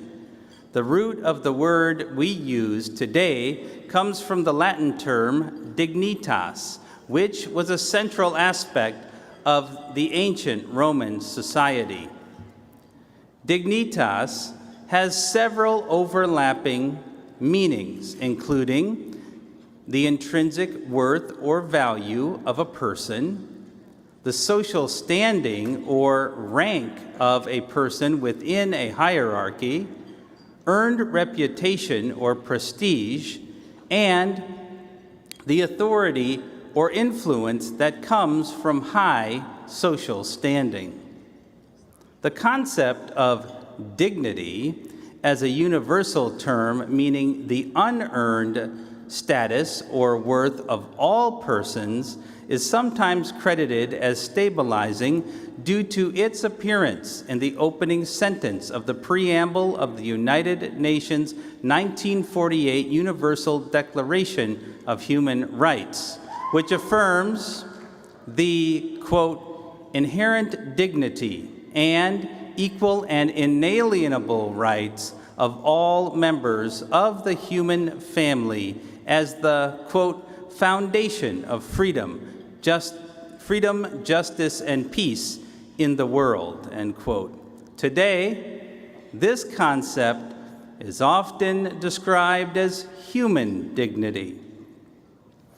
I intend simply to use the word dignity to refer to humans, as I have no interest in sparking a debate about the dignity of blind people compared to the dignity of their guide dogs. If we accept that dignity, the inherent worth of all persons, applies to blind people, then it is reasonable to accept that it cannot be taken from us. However, our experience also suggests two other truths. The first is that not all of us accept that dignity for the blind has the same value as dignity for the non-blind. At least, the words and actions of individuals often communicate an inequality. The second is that often we, as blind people, struggle to resist the misunderstanding and second-class treatment in society, which, in turn, leads to our own doubt about our dignity. In our movement, we know that blindness is not the characteristic that exclusively defines our future. We also know that the persistent misunderstandings we encounter, the undignified actions of others, and the artificial barriers throughout society threaten our dignity on a daily basis. Dignity may be inherent, but there is an inequality between how it is perceived and experienced in our lives. If we fail to resist second-class treatment, if we value the charity offered to us over fulfilling the responsibilities inherent in equal rights, and if we internalize the external low expectations, we risk devaluing our dignity. We move further from equality, and we sacrifice the progress we have made together.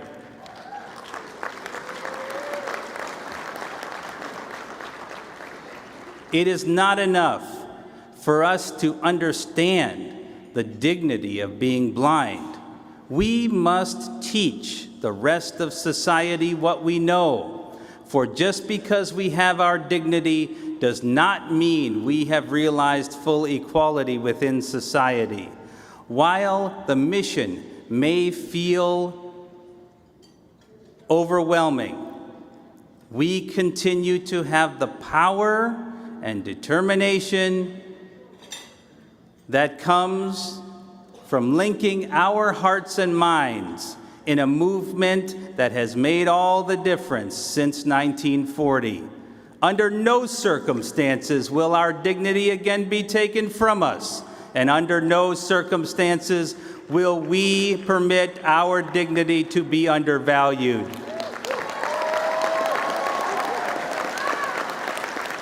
We know who we are, and our dignity is equal to others.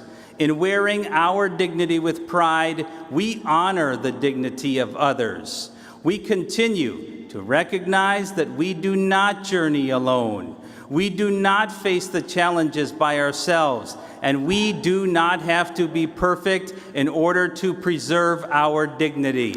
Our dignity comes from within, and it is valued, strengthened, and honored through the collective actions of individuals focused into a movement we share. We are the National Federation of the Blind.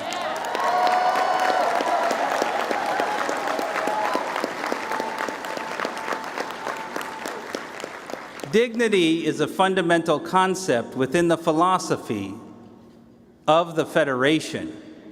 But having our dignity affirmed in society has taken decades of hard work and sacrifice. It began by recognizing that dignity comes from taking control of our own lives, speaking and acting for ourselves, and using that self-determination to build a network of support.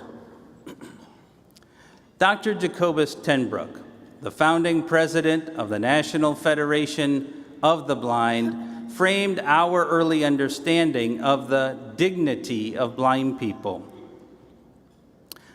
Those ideas were radical in 1940 and continue to meet resistance even today.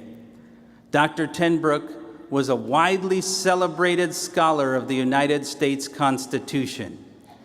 It is no surprise that his concept of dignity was tightly bound to the ideals of equality, liberty, and the ability to direct one's own actions. As the second generation of dignitaries in our movement began to add to our shared wisdom, our concept of dignity was significantly challenged by the vision industrial complex.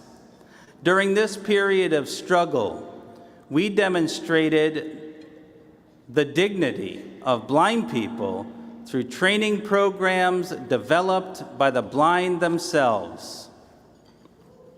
Kenneth Jernigan, the dynamic leader who was first elected as our president in 1968, led us through a period of aggressive external resistance to our self-determination. He also provided us with the historical understanding that the popular narrative about us does not reflect the true lived experience of blind people. By synthesizing the stories of blind people into logical patterns of thought and action, Dr. Jernigan articulated the nature of independence for the blind and its relationship to our dignity. In his speech, The Nature of Independence, Dr. Jernigan shares that independence, which is central to dignity, starts with our own internal attitudes about blindness, involves the development of a range of skills and resources needed to tackle the complexities of life, and requires the maturity to put all of these things together in the real world in a way that does not diminish our dignity or the dignity of others. While it is somewhat easy to summarize, it is much harder to put into practice in a society that largely undervalues the capabilities, contributions, and the continuum of human experience among blind people. With the third generation of our movement, we gathered significant momentum in defending our dignity in society. Furthermore, our high expectations for equality, increasingly created opportunities for us to partner with others and raised expectations for the disability community more broadly. A prime example is our leadership in steadily eliminating the legal practice of paying people with disabilities a lesser wage based only on a false assumption that these individuals give less to society than others.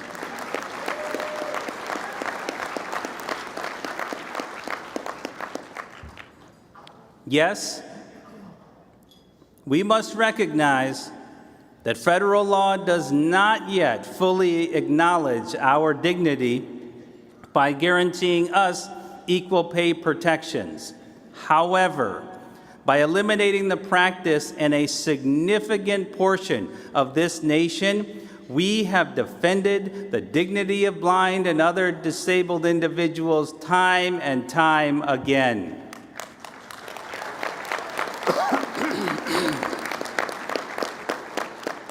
Despite the historical record, even the most entrenched employers who previously defended this discriminatory practice as part of the dignity of work now celebrate joining us on the better side of history.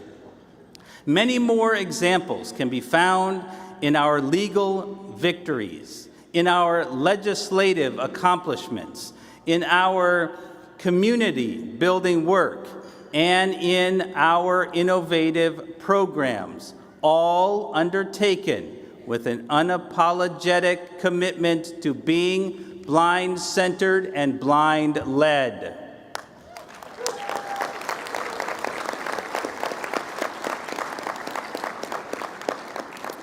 With this as background, let us examine some of the components of dignity that require our daily attention as blind people.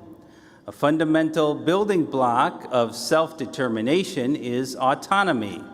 This requires establishing the pattern of thought and behavior that expects the individual to be in charge of their own decisions, including having real choices in those decisions.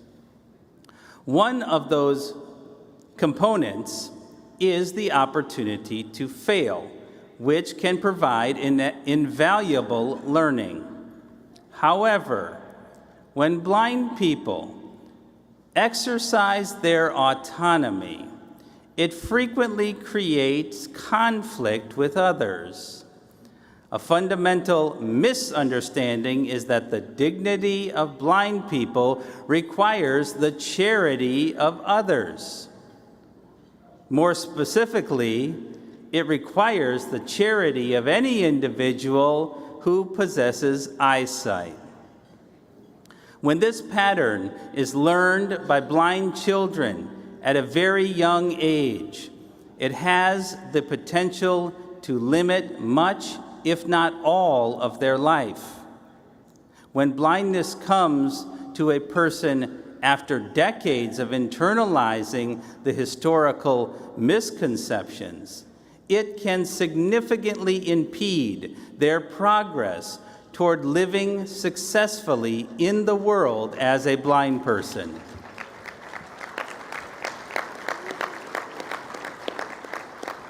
It takes real energy and emotional intelligence to overcome the perception that you have no autonomy, or that you are somehow diminished or less deserving.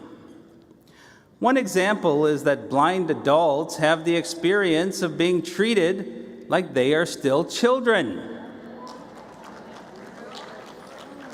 Most frequently, this happens as an instinctual reaction in customer service situations.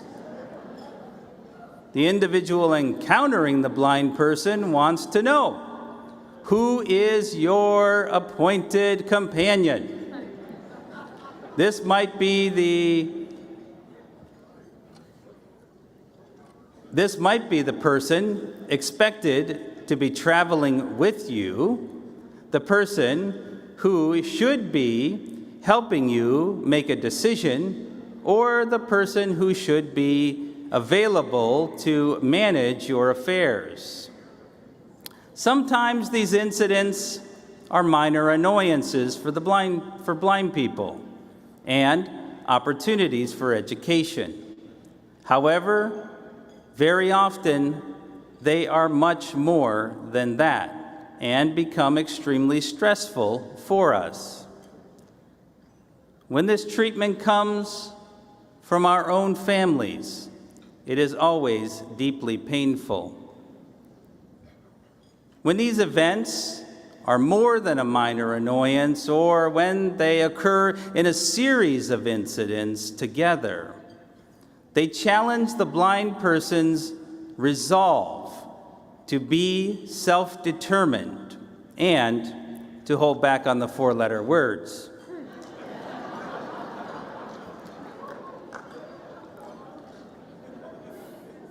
This is where preserving our dignity takes a measure of maturity and determination. The American healthcare system seems to be one prime example of an environment where our dignity is consistently devalued.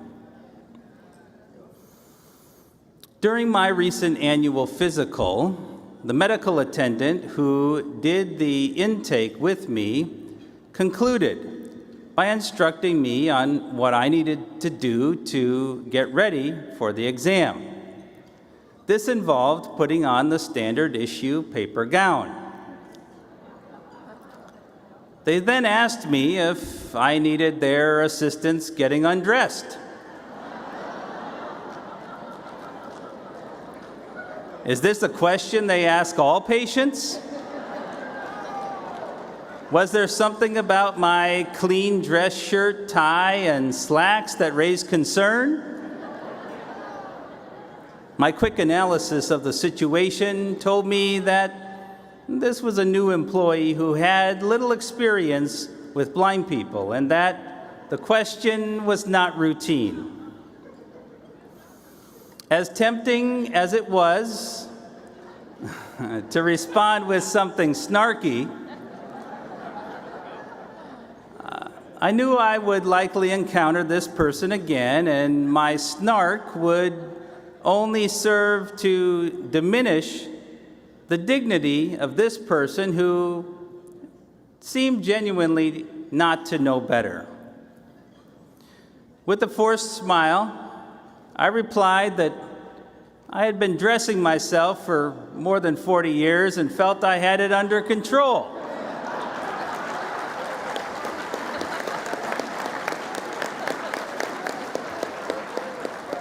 The attendant stopped, and to their credit, they admitted that it was a silly question to raise with me, but it is not always that easy. In May, I took my daughter to the urgent care near our home. Her last visit there had been handled by my wife, Melissa, who also happens to be blind. Unbeknownst to me, during the check-in process, they defaulted to sending the electronic check-in packet to Melissa's mobile number. I have appreciated the mobile check-in process as it allows me to manage sensitive information from my smartphone without having to provide personal information verbally in the middle of the lobby.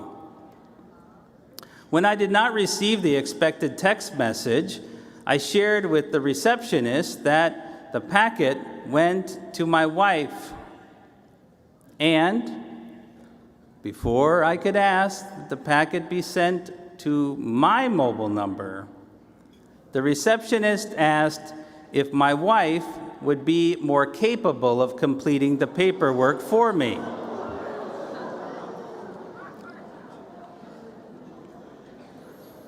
I was already on edge because of my worry about my daughter, and I did not have the emotional energy to correct their misunderstanding and further delay my daughter getting the attention she needed. I took a deep breath and made a conscious choice, in that instance, not to be an ambassador of the blind, not to try to change the understanding in that moment, but to simply let my actions speak for themselves. I received the packet on my mobile phone and jumped all of the hurdles needed to get my daughter examined by a physician as quickly as possible.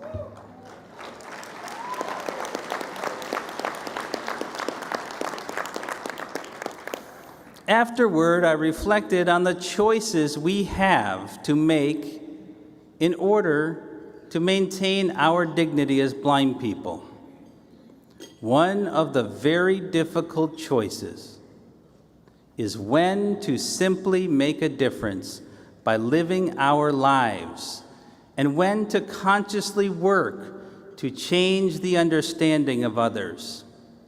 From my experience in the National Federation of the Blind, I knew in my heart that I did not have to overtly change someone else's mind in order to maintain my own dignity.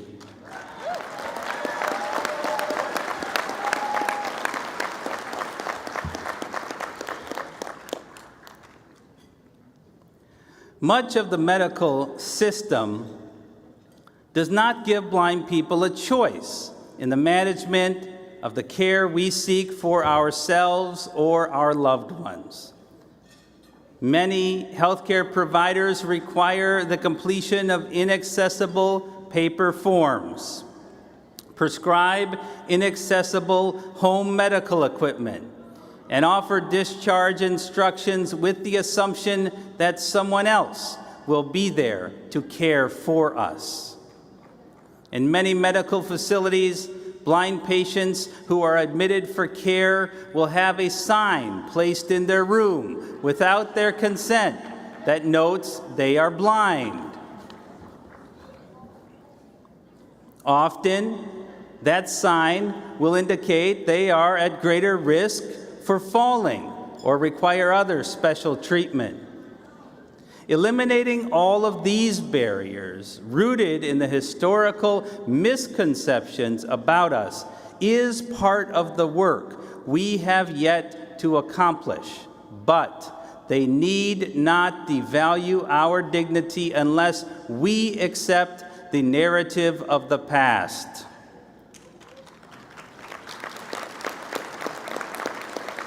We have the autonomy to make our own decisions and direct our own actions.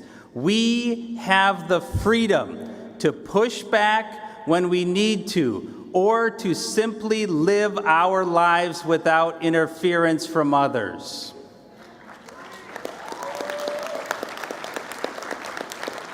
Another aspect of dignity is choice.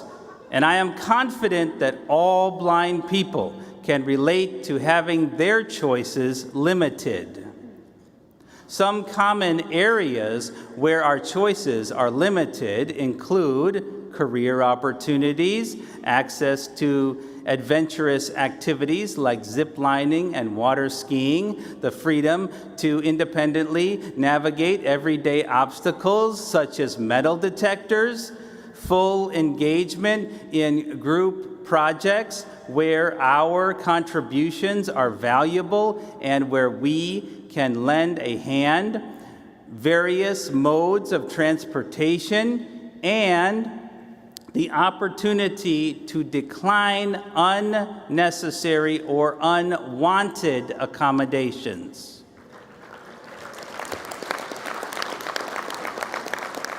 Lack of choices can devalue our dignity in the minds of others and can make us feel like our dignity is being taken away. Limited choice is found in the persistent access to information problem we face. In general, when traveling in the environment, the most efficient way for blind people to get information is to ask a person nearby. This tends to be a stranger who happens not to be blind. Frequently, our questions are not answered, but met with another question. In airports, I will often ask, "What gate number is this?" To which I get a common response, "Where are you trying to go?" Or, the more aggressive, "Can I help you get somewhere?" I generally choose not to reveal my destination in order to preserve my choices. Another example is access to menu information at unfamiliar restaurants. Without independent access to the menu, we must negotiate with the waitstaff, who frequently limit our choice to, "What do you like to eat?" How often do blind people simply choose something they know rather than exploring their choices because it is easier than demanding equal access to information? It is easy to say that no one can take our dignity, but it is harder to deal with the persistent absence of choice. Maintaining control over our own bodies is another area where our dignity is regularly threatened.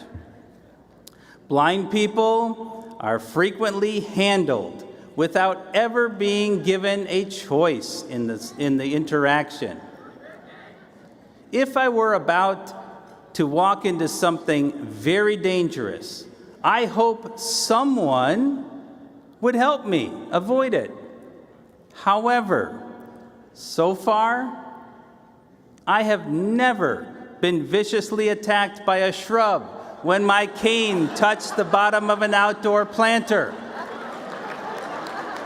I have never had a glass door shatter when I tapped the bottom of the door and reached for the handle. And I have never been in danger of falling through the floor when standing in one place.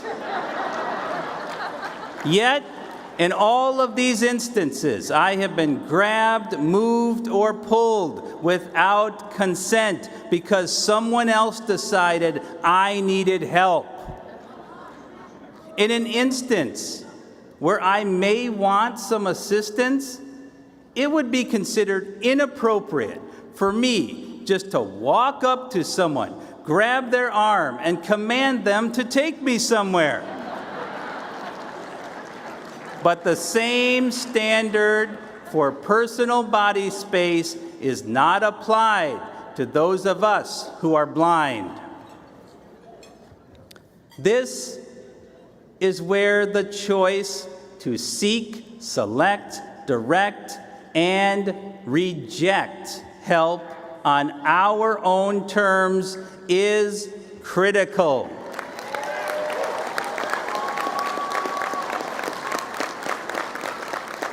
This is also why many blind people report feeling dignity the most when they go through a set of interactions without ever being grabbed by a stranger.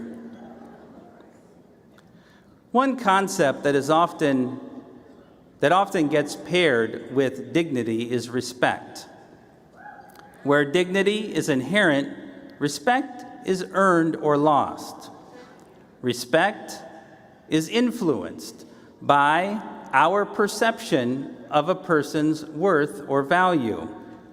As blind people, if we believe in our inherent dignity, we must first respect ourselves enough not to compromise when people disrespect us.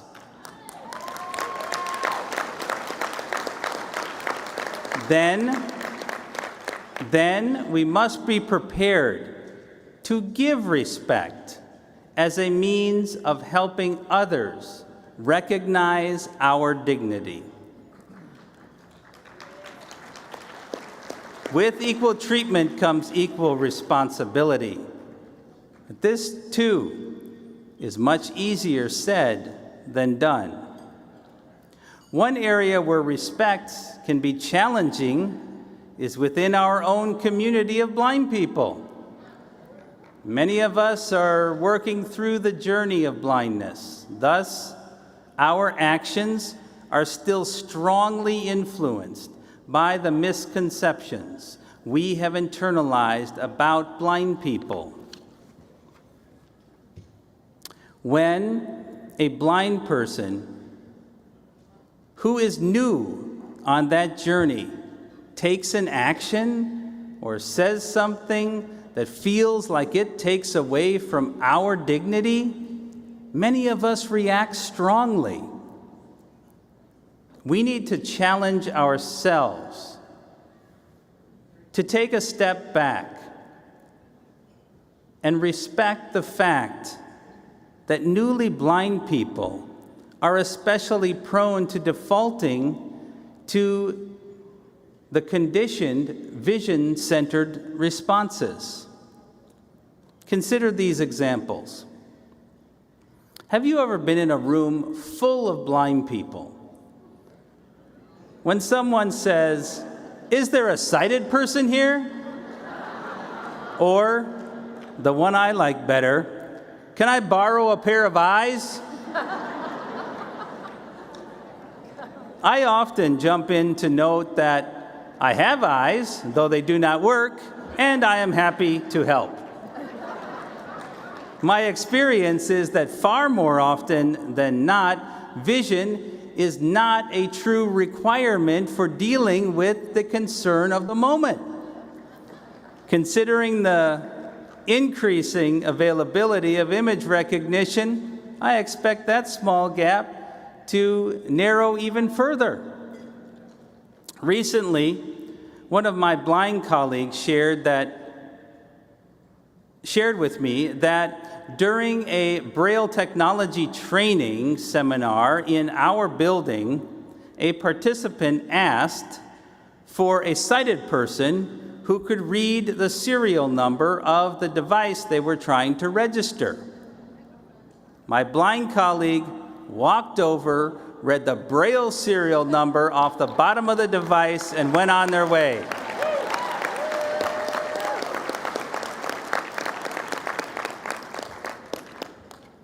Do not get me wrong. It can be really difficult to deal with the conditioned, vision-centered responses, especially when they come from other blind people. For the record, dignity for the blind is inherent, regardless of the degree of an individual's blindness.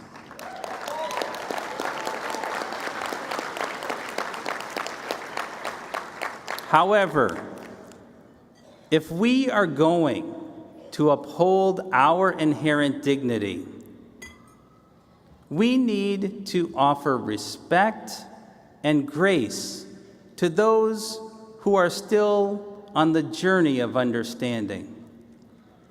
We must not forget that many of us came from that same place of misunderstanding, and thankfully, we were respected and provided with the grace to discover the value of our own dignity.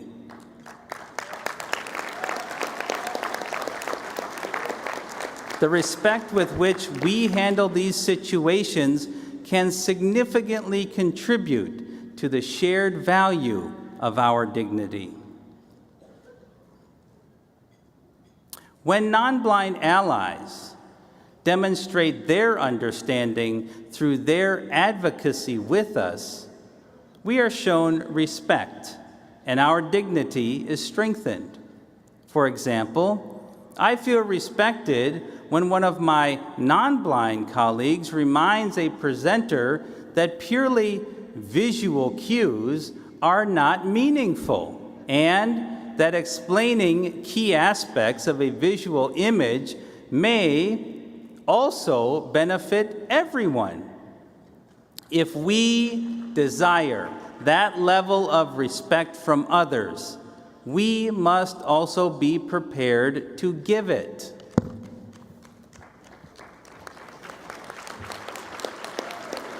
My experience is that when we share a high level of respect, everyone benefits. Our individual efforts to respectfully educate others about our dignity is all too often not enough. We must continue to have the courage to take the more forceful steps required to achieve our equality in society. This happens when our state affiliates object to the harmful actions of agencies within the Vision Industrial Complex. It happens when we show up to defend the rights of blind parents and blind business owners. And it happens when we negotiate with public officials regarding needed provisions in the law. Sometimes the forceful demand for our dignity requires personal sacrifice.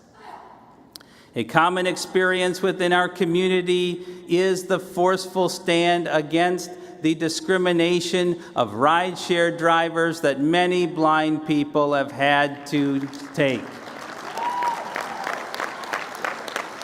For some of us,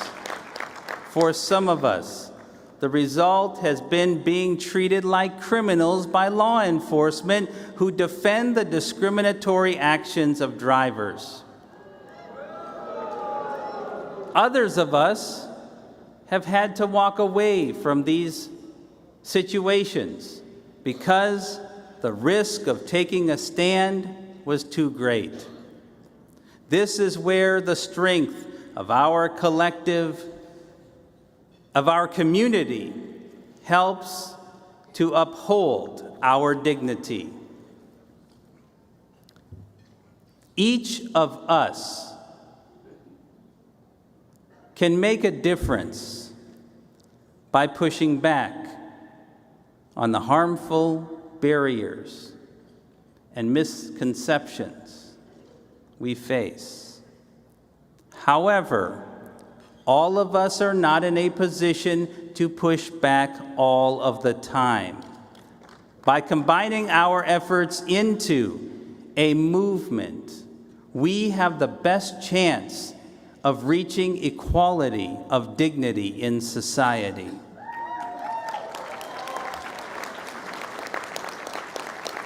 Wearing our equality of dignity with pride requires us to honor the dignity of others.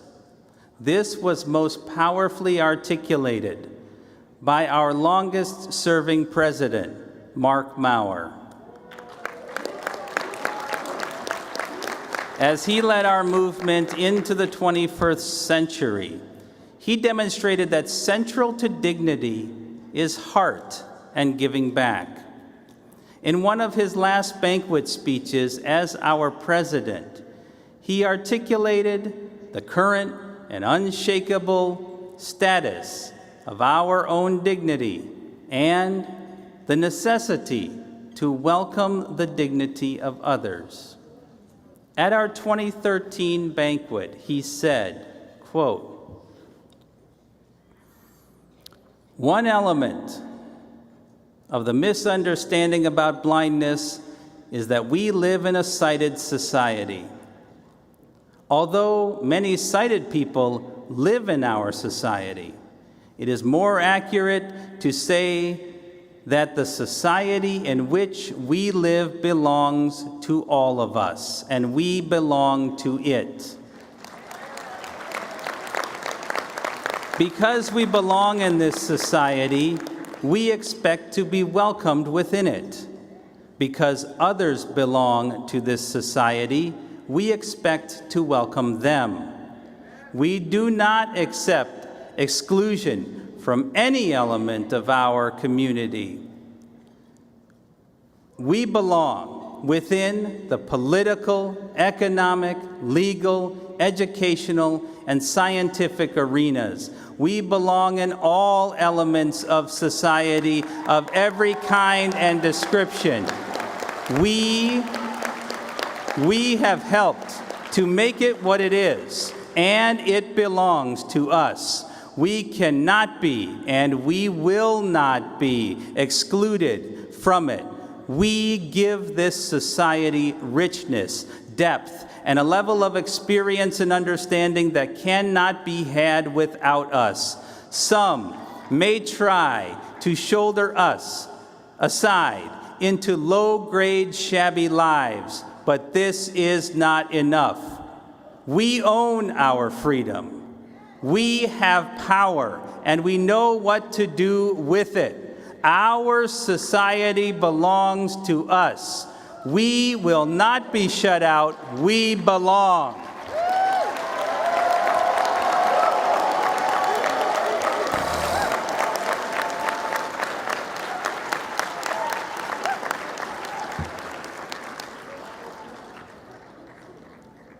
If dignity is inherent in us, we must recognize the dignity inherent in others. We must honor dignity even when ours is threatened. We must welcome the dignity of others even when we do not fully understand their experiences. And we must earn respect for our dignity by sharing in the courtesy of giving. Dignity is inherent, but upholding it is a choice of self-determination and a choice of mutual respect. Upholding our dignity supports both the diversity and authenticity of our shared community, a dignified community of blind people who represent the full range of diverse characteristics, including race, color, creed, religion, gender identity and expression, sexual orientation, national origin, citizenship, marital status, age, gender, genetic information, disability, and any other characteristic or intersectionality of characteristics. The day-to-day struggle of overcoming misconceptions, low expectations, and artificial barriers can feel overwhelming. However, 84 years ago, we took back our dignity, and we are determined to achieve full equality.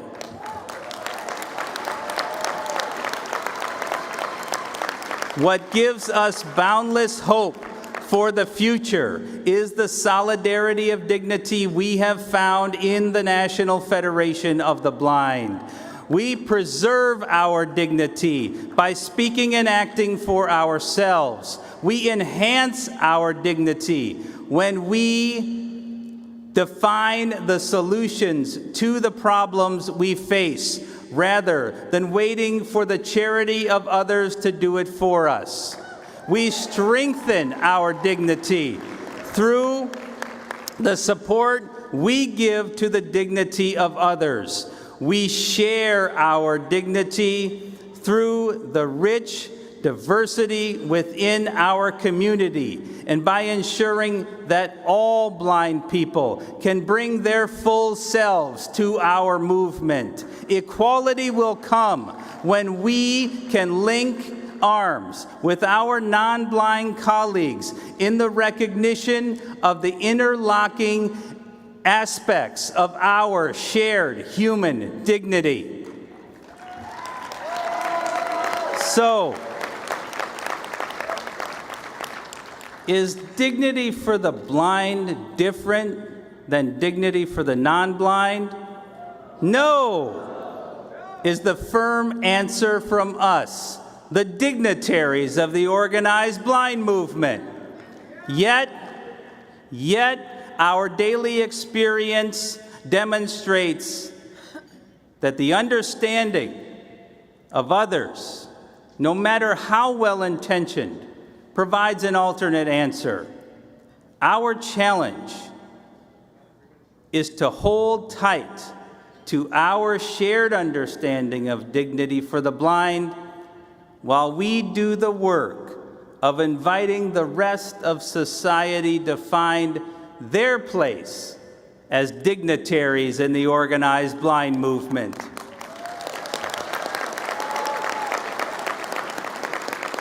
We must guard against becoming angry and feeling powerless when misunderstanding threatens our dignity. By striving every day to live out the dignity that is rightfully ours as blind people, and by holding firm to the bond of faith we share, each of us has the power to make a difference in changing the understanding of others. When you encounter moments where your dignity is respected, pause to acknowledge the progress. When you are confronted with low expectations, remember that the choices are yours and your dignity cannot be taken.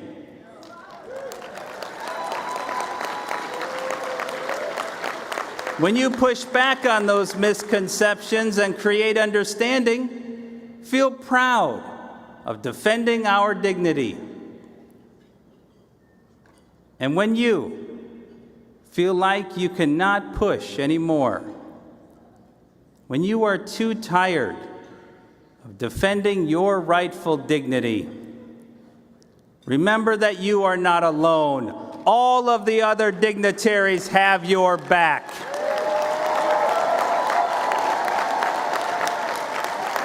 My Federation family, let us be proud of the dignity we share. Centuries of misconceptions created the narrative that we were not worthy of equality, but we organized and took back our dignity. Under no circumstances will our dignity again be taken from us, and under no circumstances will we permit our dignity to be undervalued. Every day, we struggle against the persistent low expectations, but we do so with hope and our authentic understanding that it is respectable to be blind. We know who we are, and our dignity is equal to others.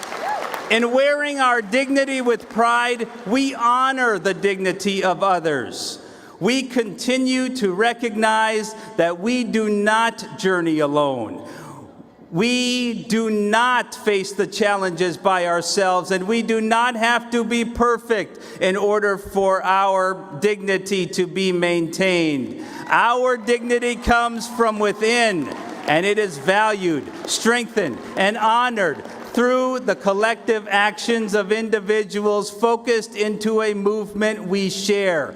But equality in society is not yet ours. We deserve a world where every heart and mind know our understanding of dignity for the blind. The only way we can get to that future is together through the courage, determination, and creativity of a movement we share. This is the commitment to defend our dignity. This is the commitment we make to each other. This is the love, hope, and determination felt in our movement. This is the bond of faith that fuels our hope for our tomorrows. Let us go together to find those blind people who have not yet discovered the power of their dignity. Let us show that we belong in the world and that we make it better. Let us never again allow our dignity to be divided. Let us go build the National Federation of the Blind.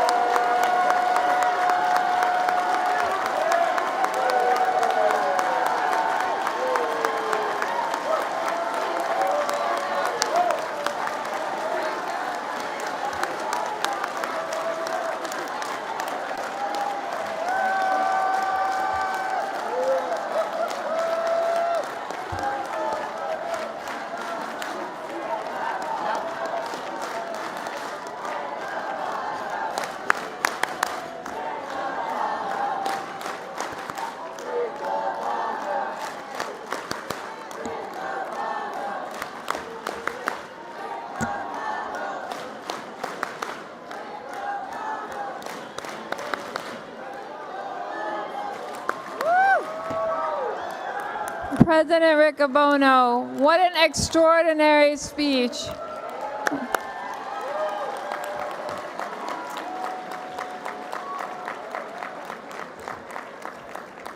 As you hear the cheers, I know that you feel our gratitude and our love, a testament to your leadership and a demonstration of the trust and the confidence that we have in you.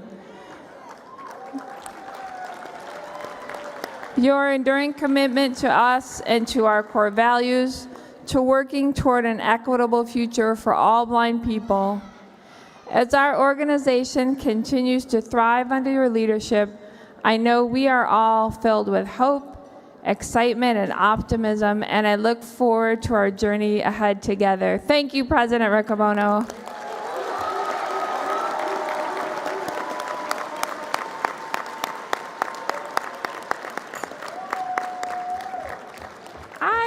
I think that deserves a door prize. What do you think? All right, so it's a hard act to follow, let me tell you. So we are, for all who are listening virtually, and in a minute we're going to drop in on another virtual banquet party in the great state of Virginia. So for those who are listening to us virtually, this prize is for $75, and the code word is affiliate. Remember, please send the code word to prize@nfb.org. Again, the code word is affiliate. And the winners are Michael Wilson from Maryland, Karen Jernberg from Virginia, and Pamela Provost from Illinois. So good luck. Now, we also have anyone in this room would like a door prize? I got $300. $300. Now, I know Jorge, Camille, and our great NFB of Florida. Let's have a round of applause. Hasn't the NFB of Florida done an excellent job? So the money, you notice the amounts keep growing. We have a big grand prize coming up in a little bit. So for our next prize, $300, this individual is from the wonderful state of Minnesota. Minnesota, you out there? All right, so Teresa Gaffrower from Minnesota. Teresa, are you here? Teresa. Okay, congratulations.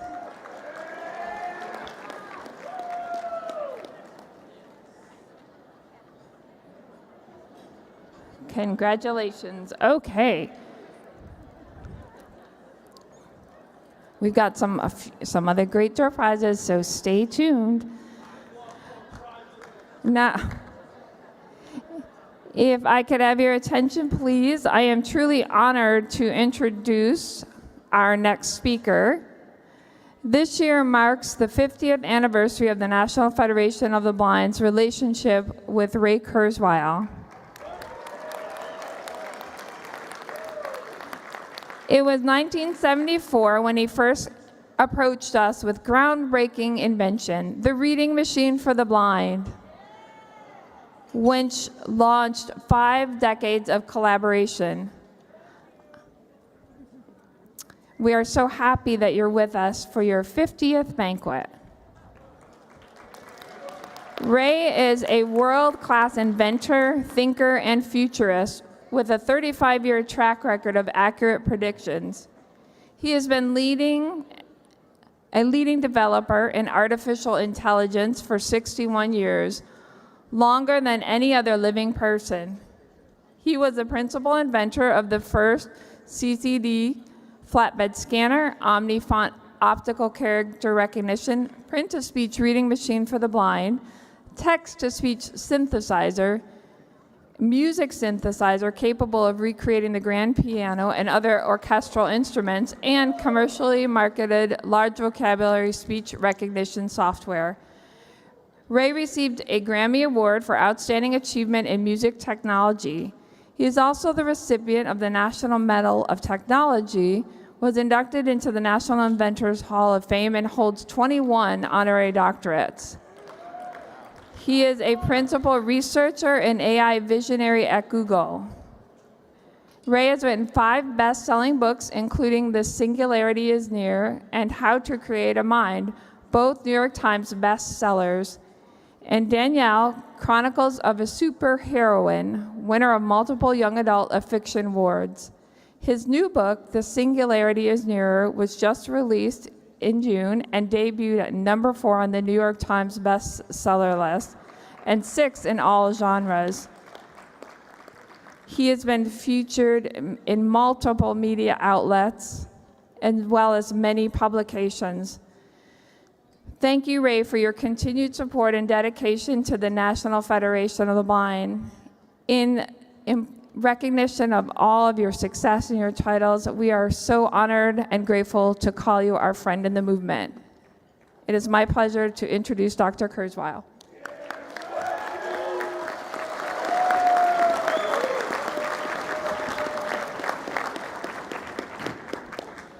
Well, it's great to be here for the 50th time. As was just recalled, I first came to the National Federation of the Blind in 1974, and this banquet represents my National Federation of the Blind convention number 50.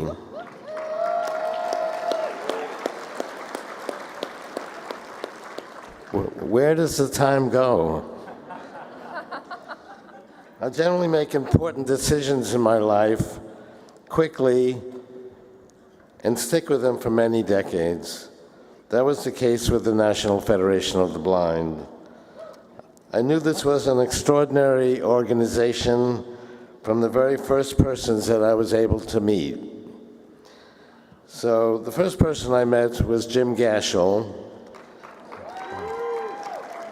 I was 26 years old. Jim was 28. He was already head of the Government Affairs Office of the National Federation of the Blind. I had already been to meet with the leaders of other organizations that at least claimed to represent blind people. They all listened to what I was trying to do to create the first reading machine for the blind, and they all wished me well. But Jim's reaction is what the National Federation of the Blind is known for, making a key decision quickly and forcefully. This is something we should do. Let's do it together. I said, wow, no one else has responded just like that. He then added, well, there is one more thing we need to do. You have to meet Dr. Jernigan and get his support as well. So that led me to meet the second person from the National Federation of the Blind, Dr. Kenneth Jernigan. Now, by way of background, Martin Luther King was a person that my family and I idolized. I'd gone down to Washington, D.C. a number of times with my mother and heard in person Dr. King's passion and remarkable words that changed the nation. And I felt from the very first time that I heard Dr. Jernigan's oratory and ability to craft words that he had the power and intensity of purpose to influence not just the nation like Dr. King, but the whole world.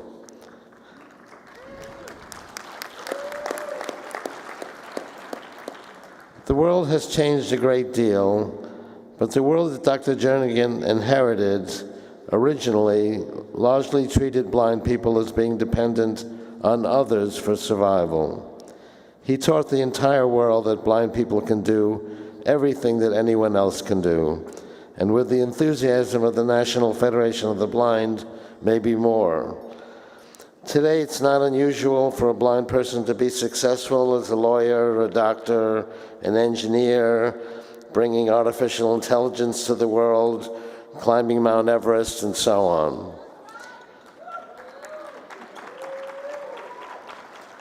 Lots of people have contributed to the historic change in perspective, including lots of people in this room tonight, but the leader at the time was Dr. Jernigan.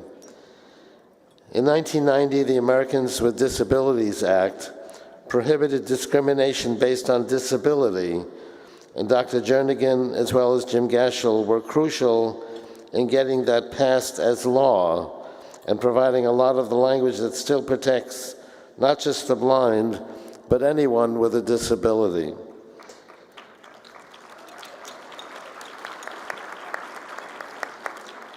The organization and methods and commitment of the National Federation of the Blind has influenced disabilities organizations of all types.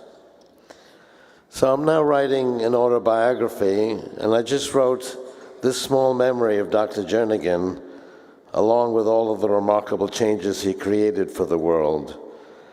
This is a small aside that I recorded. Dr. Jernigan loved wine and had a remarkable wine collection. So he would occasionally have a wine tasting. So I sat next to him. We were supposed to rank about 16 wines based on their taste. He recorded his insights in Braille, and I wrote it out longhand. There's no way he could see what I was writing, and I did know a few letters by Braille, but I could not read what he was writing. We actually rated all 16 wines in the same order. That had never happened before. And I wonder if it ever happened again. So during the 50 years of my membership of this organization, I got to know Dr. Mark Maurer, who was president of the National Federation of the Blind for 28 years.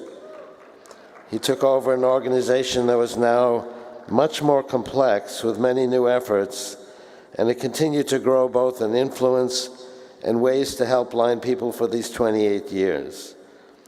He was also a philosopher and helped me with insightful questions about computer technology and how it was helping all of us advance to the next level of our intelligence. I've known Mark Riccobono since he's been president, and before that, I think it's been about 10 years, is that right? He's also taken over an organization that's even more complex than ever before. I remember actually his first Banquet speech, night speech as president, was very moving, but each new one has become even more insightful and powerful than the ones before. And the one we just heard has continued that trend. I'd like to mention Mary Ellen Jernigan, who's been the logistical and financial leader of this organization for many years, helped it to become a strong, able leader in the disabled network. We had a group of blind engineers from the National Federation of the Blind, I think 8 or 9 of them, work on the user controls and other aspects of the Kurzweil reading machine, which introduced many new features. The person who led this effort was Michael Hinkson, who did a remarkable job that has never been done before. History would also show Hinkson as a remarkable person who saved many lives on September 11, 2001. He was just sitting at his desk, and a remarkable thing happened that changed the world. He was on the 78th floor of Tower 1 of the World Trade Center when American Airlines Flight 11 flew into floors 90 through 99. The floor that he was on was completely cluttered with debris and ash. No one could see their way around except for Hinkson. He and his guide dog, Roselle, led all the people down 1,463 stairs to safety.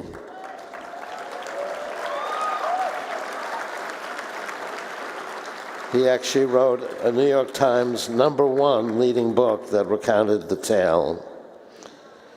There are many other people here that I've had the great pleasure of getting to know. Somehow I make very quick decisions, and 50 years ago, this was a fateful decision that has graced me. Since I'm talking about 50 years, I'll also mention that 50 years ago, I just happened to meet a woman named Sonia, with whom I've also had a 50-year relationship, which we just honored.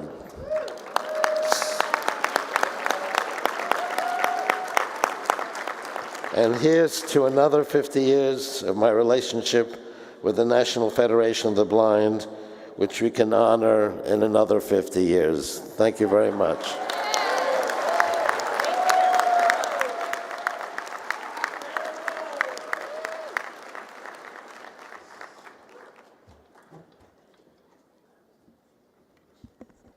Thank you so much, Dr. Kurzweil. Let's have another round of applause for our friend, longtime friend.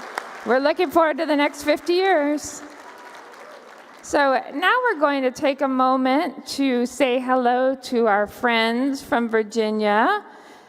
We are going to be dropping in on Sandy and John Halverson.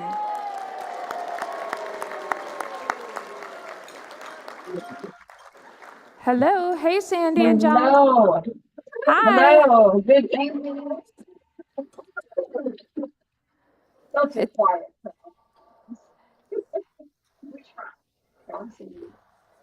It is great to be with you. Thank you. It is great to be with you, and I'm not sure, Mr. President, do we need to have So we're having a little trouble hearing you. I know you're all the way in Virginia and everything. Sorry. Is that better? Yes. Okay. Now we hear you loud and clear. Okay, let's not have any of this wimpy stuff. So, Mr. President, do you and I need to have a conversation? You and John and I?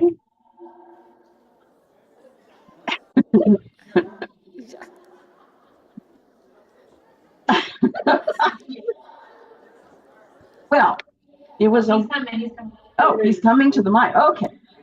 See, it helps to have sighted non-blind people with. Non-blind people with us, because otherwise I wouldn't have known he was coming to the mic. Yeah, you can open that box yet, Sandy. We just sent you a little hello, but you're not. Okay. So, all right. No. Then we won't talk about that. You gotta be patient. Yes, ma'am. I don't like being patient, but I'll try. I will say, though, we all had a wonderful evening of eating and visiting and enjoying fellowship and friends, and we plan to be with you in person next year. Oh, we're looking forward to seeing you in New Orleans. And John is doing well, and he's letting me do the talking for the moment. Well, we are so happy to be with you. We're sending our love to you from Florida. Let's give a cheer so Sandy and John can hear us. All right, thank you. And our love to you. So thank you for letting us drop in on your party. What are you having tonight?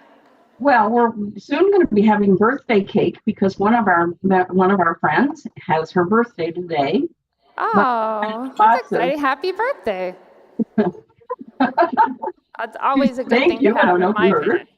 So we had lots of veggies and hummus and wonderful yummy things, and then we had some spanakopita and a couple of hot hors d'oeuvres and wonderful salads that people brought, like a yummy pasta salad. And I'm thinking maybe about keeping the container, or some in it. Maybe I can't.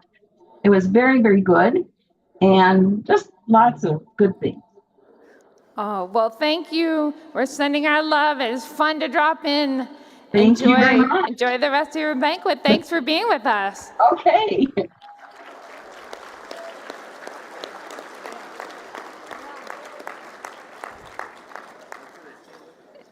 Now it is my pleasure to present a very special award. I want to take a moment to thank the members of our Dr. Jacobus Tenbrook Award Committee, Barbara Lose, Norma Crosby, Ron Brown, and Dr. Maurer.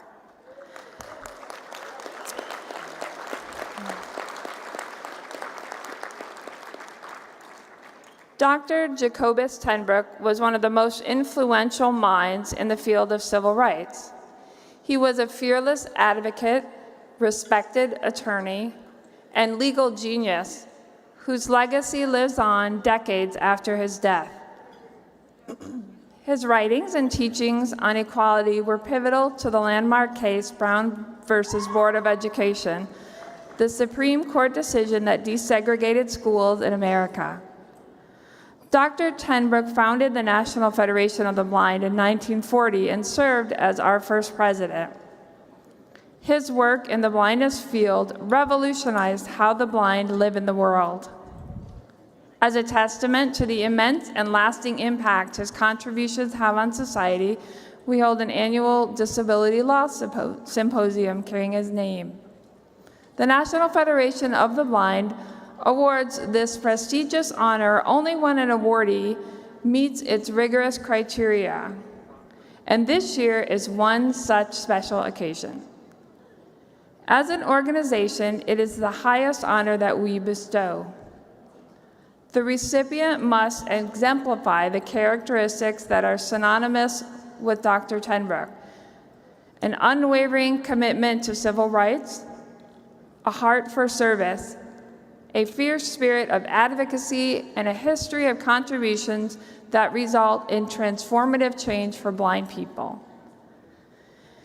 This year's recipient has truly been in the thick of everything that defines the National Federation of the Blind as a catalyst for positive change and for excellence.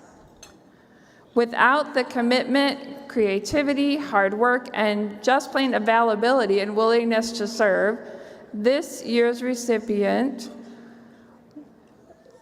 helped so many programs by their giving and loving service, including our Braille Readers Are Leaders contest and our Bell Academies and so many others.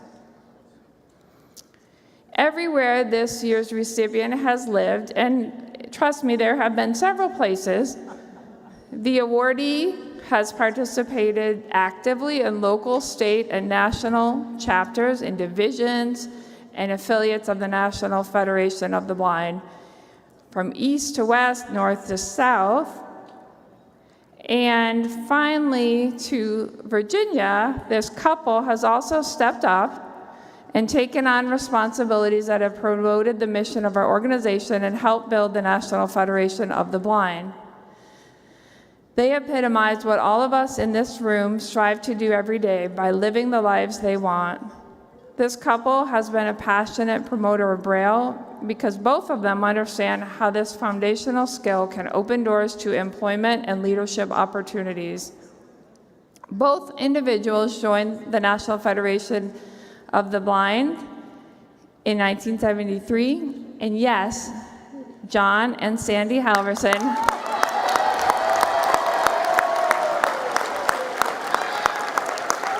and you can open the box now, Sandy. have a very special place in our hearts because they've always been there doing what needs to be done, whatever that might be, big or small, wherever they are, individually and as a couple, to help blind people achieve their dreams. Until this year, John has attended every national convention. How many of us in this room can say the same thing? Because of health reasons, John, we know you're not able to be with us, and we know how difficult that is for both of you not to be here in person. But we know you will be back next year, and we are sending so much love as you recover.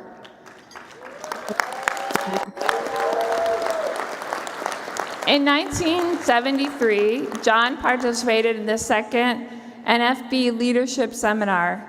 He has served on the National Scholarship Committee and was president of the Public Employees Division. In his early years, John was active in the National Student Division, serving as treasurer. He was president of the NFB of Michigan in the 70s. After receiving his PhD in economics from the University of Michigan, he worked for several decades as an economist in the federal government. John's knowledge and expertise opened so many doors for others pursuing careers in economics and related fields. He continues to serve in numerous ways in our Virginia affiliate. Sandy started attending national conventions beginning in 1977. She has held multiple positions in the NFB throughout the years. Like me, some of you may have first met Sandy at Washington Seminar, where she adeptly coordinated, along with her great team, what was formerly known as the Mercury Room. Professional, efficient, and friendly are terms that people use to describe Sandy. Many of you might also know and remember that for 30 years, Sandy led us in song at our national convention banquets, singing songs that reflect our history and celebrate our successes. Sandy is a true giver. As you heard this week, she is also chair for our Sun Fund Committee. She also holds the position of First Vice President of the National Federation of the Blind of Virginia, where she works tirelessly as Tracy's right hand. Growing up totally blind, Sandy learned to read and write Braille and is known today as one of the fastest Braille readers in the country. In all the jobs I have held from the 1970s to the present, Braille literacy has been a major key to my success, Sandy explains, and now she works tirelessly to bring that to all blind people. She worked also as a medical transcriptionist, and after enrolling in an intense 3-year course of study, she became the first totally blind court reporter in the country. Both Sandy and John were pioneers in their fields, and through their work, increased employment opportunities for blind people. Many who know Sandy know that she is an expert knitter and particularly enjoys knitting delicate lace shawls, which she does by transcribing the complicated patterns in Braille. And I'm told at the NFB of Virginia State Convention, Sandy's shawls bring in hundreds of dollars for our affiliate. As you can tell, John and Sandy Halverson have dedicated their time, their skills, and their lives to changing misconceptions about blindness and making the world better for all of us. They have shared their hopes and their dreams and mentored and encouraged so many federationists over the years. When one of us takes a step forward in our personal and professional lives, it moves all of us forward. John and Sandy, we thank you for leading the way for us on the road to freedom, opportunity, and equity. We thank you for giving generously and so lovingly in all you do. We are honored to present the Jacobus Tenbrook Award to you, and we hope you feel the love and the gratitude all the way in Virginia. Congratulations.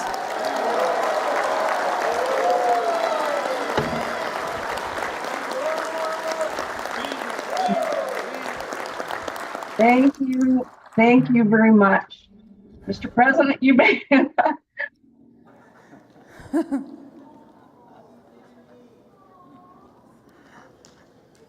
So You made me cry. You said a box for your party. That's true. You said in your email that a party needs treats. Now, I had no idea what was going to be in this box when John and I opened it, but we certainly were not expecting this. And John, help me. It is a true honor, though, to be recognized for the time that we have spent lovingly, and we're not done. The time that we spend doing the work of the National Federation of the Blind. Somebody said earlier this week, no matter what I give, it is not enough because I can never get back as much as I have been given. And I think that's true. So I'm not sure if John wants to say anything or not. John, yes, no?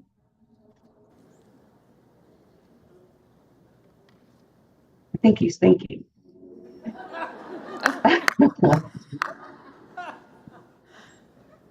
You don't have to. No. Okay. John figures, as I usually do, I've probably said enough for both of us.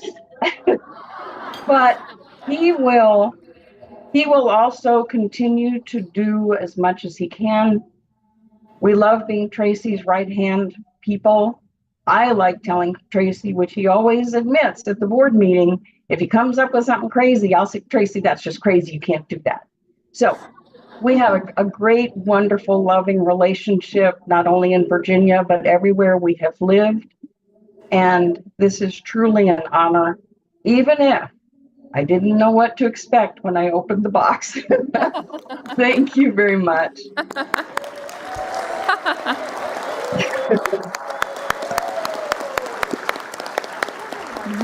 Congratulations. And I want to read the words on the plaque that Sandy and John are receiving that is in print and braille. It says, Jacobus Tenbrook Award presented to Sandy and John Halverson for your dedication, sacrifice, and commitment on behalf of the blind of this nation.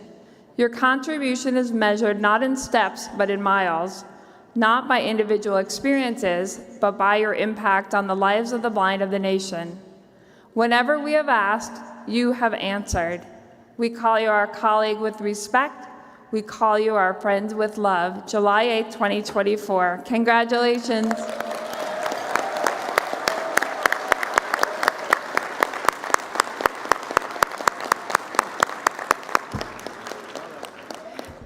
Now I'd like to introduce President Riccobono for a special presentation.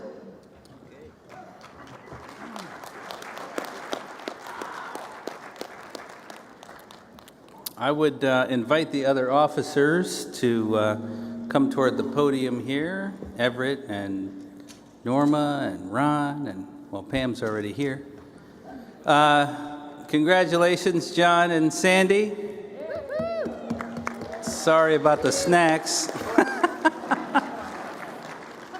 The committee declared their decision, and the plaque was underway when it became clear that at least John wasn't going to make it to convention, and we hatched a strategy to either present it here if Sandy made it, or to present it this way, and it worked out just beautifully. So thanks to all of those who helped conspire. It worked beautifully, Mr. President, and we had plenty. So, you heard earlier in the convention that this is, at the close of the convention, will be the end of Ron Brown's long service on the board of directors, including serving as our second vice president for 16 years. Yeah, 23, but 16 as our vice president. And Ron has received our Jacobus Tenbrook Award before. So the officers got together to give you something, Ron. So this is a gift from the other officers. So I'll just hand you this end of it. How about that? You take that end. So I've just handed Ron. I just handed Ron a piece of wood. It has a logo on it. No, I'm gonna say don't swing it this way. It has a Louisville Slugger logo on it, and it says it has been inscribed. It says, "Thank you, Ron Brown, lifelong NFB All-Star. Keep hitting home runs. Proud to be on your team." So there you go, Ron.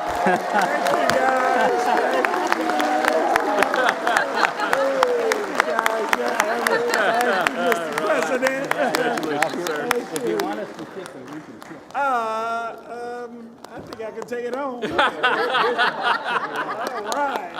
right, thank you. Yes, sir. Thank you, guys. It's fantastic. Congratulations. Hey. Congratulations. Let's have a round of applause for Ron and his leadership and service.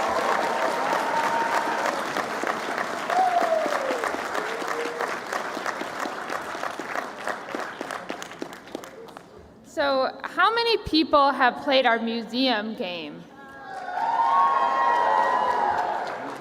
Okay. All right, so I know everybody was very excited to find question 5, sounded like, from the reaction in the audience. So it was a lot of fun. Thank you so much. That was a great way to celebrate our museum and the work that we're doing together to make that a reality.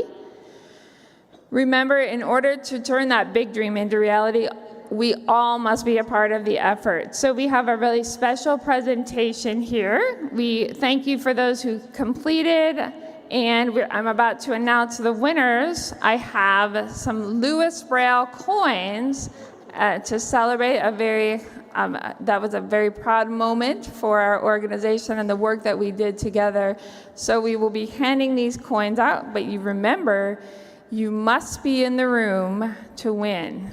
So, and if you could, please make sure that if you are in the room and when I announce your name, please let us know. Please stand and make your presence known. And thanks again for playing the game. So our winners are Tammy DeJong, Stephanie Davis, Kaylee Joyner, Keith Cash, Mindy Harris. We'll see if we can locate everyone.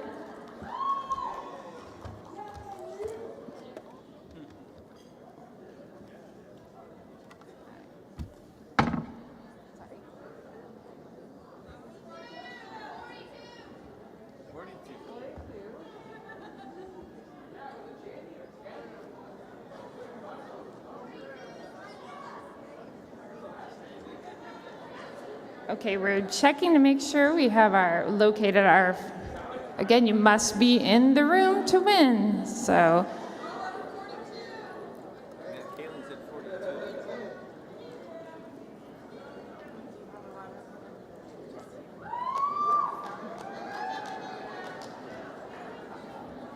All right, again, all right, so Tammy, we have located a couple of our winners, thanks Kaylee.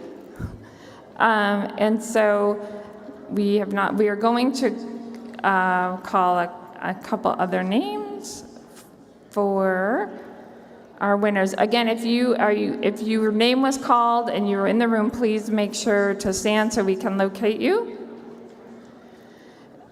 All right, Erin Daly,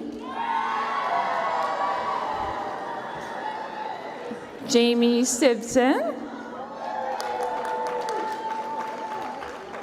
and Samantha Flax.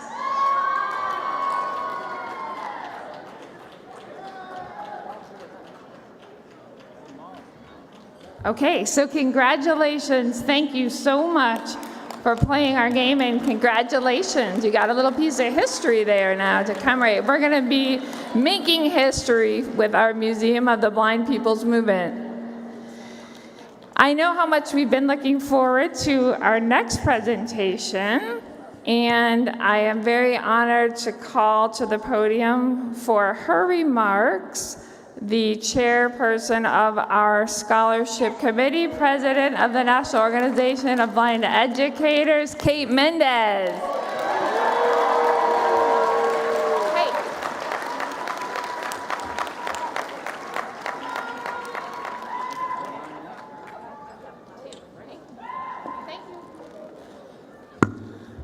Good evening, everyone. Oh, geez, you guys are in a potato coma. Let's try that again. Good evening, everyone. Okay, that's better. I was like, what did they put in those potatoes? All right. All right. So I know this is the part of the evening I look forward to the most. It's the part of the evening that the scholarship committee looks forward to the most. Well, except for the president. Well, except for everything. Never mind, they all are. But I definitely know that the people who look forward to this part of the evening the most are our scholarship class. So, okay. We got extra ratification up here of the canine variety. Love it. Okay. So, these 30 individuals represent many states and affiliates. They represent many potential career paths. They represent many cultures. They represent many lived experiences. And the one thing they all have in common is that they are members of the 2024 National Federation of the Blind Scholarship Class, which means they have exemplified leadership abilities, academic excellence, integrity, and the ability to not sleep for 6 days.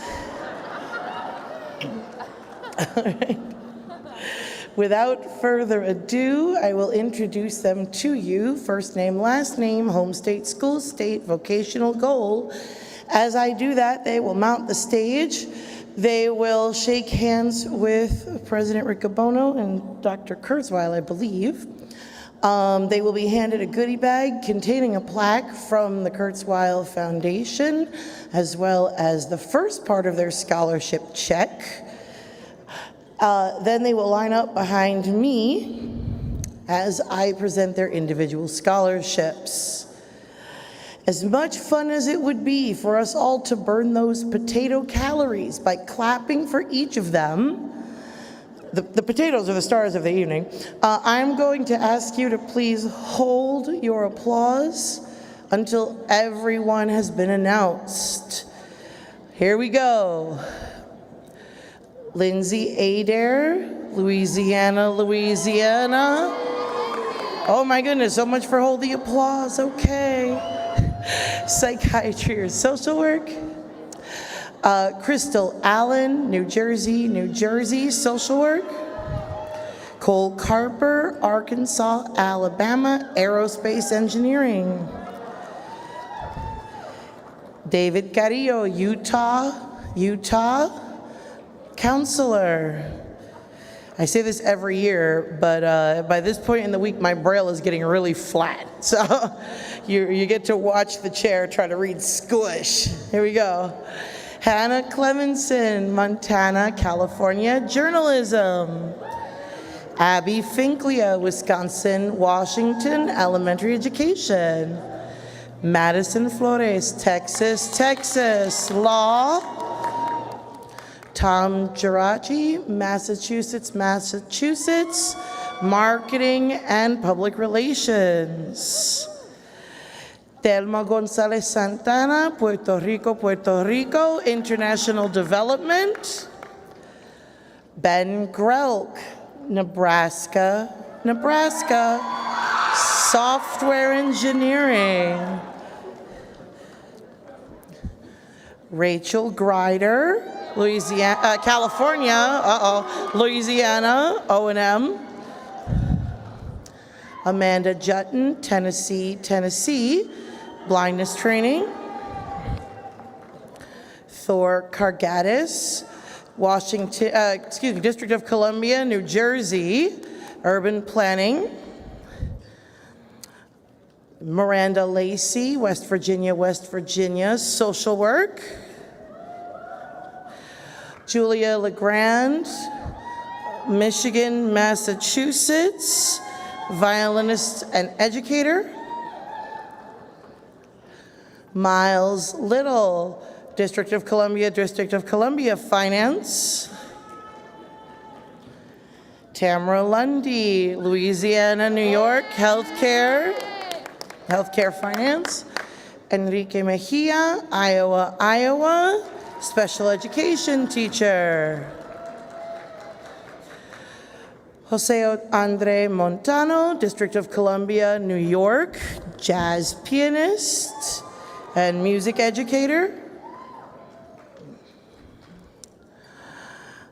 Sam Morgan, Colorado, Massachusetts, meteorology. Joshua Olukani, Georgia, Minnesota, organizational development. Natalie Rankin, Texas, cybersecurity. Casey Reyes, Utah, public relations. Muntaha Ruthba, Texas, international blindness programs. Deshaun Spears, Colorado, nonprofit tech. Honesty Steele, Mississippi, Alabama, rehab counselor.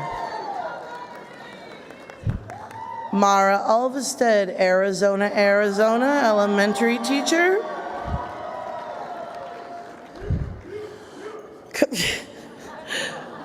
Colin Wong, Washington, professor. Okay.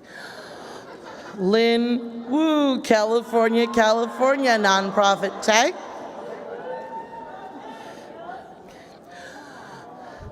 Henry Young, New Jersey, Montana, park ranger. And before I continue with the individual awards, I would like to point out that there are two people up here tonight who have been up here before besides me. They are our Tenbrook Fellows. That means, for those of you who may be new, that they have previously won a national Federation of the Blind scholarship. Those two folks are Rachel Grider and Colin Wong.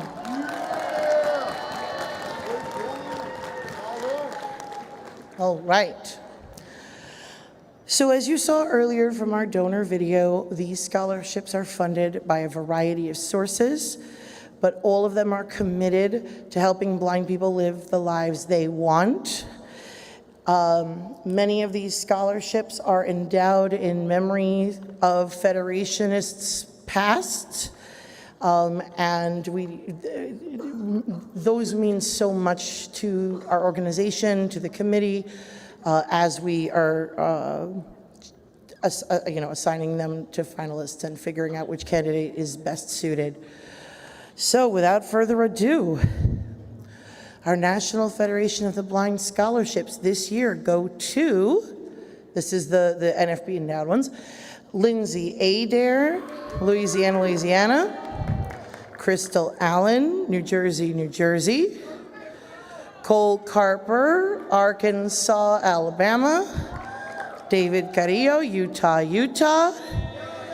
Abby Finklia, Wisconsin, Washington, Tom Geraci, Massachusetts, Ben Grelk, Nebraska.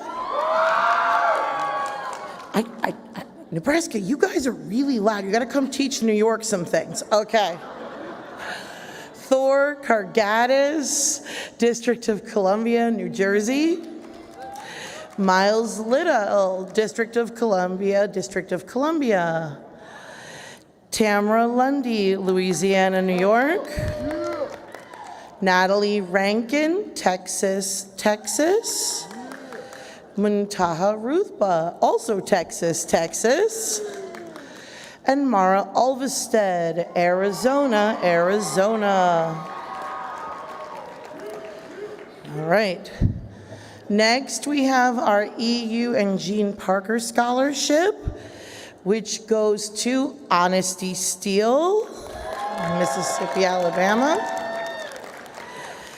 This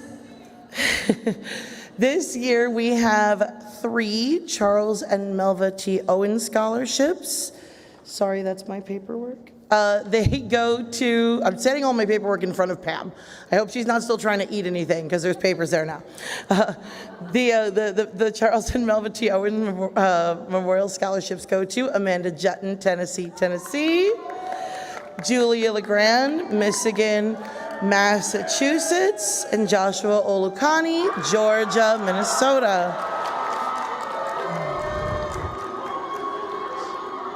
Okay.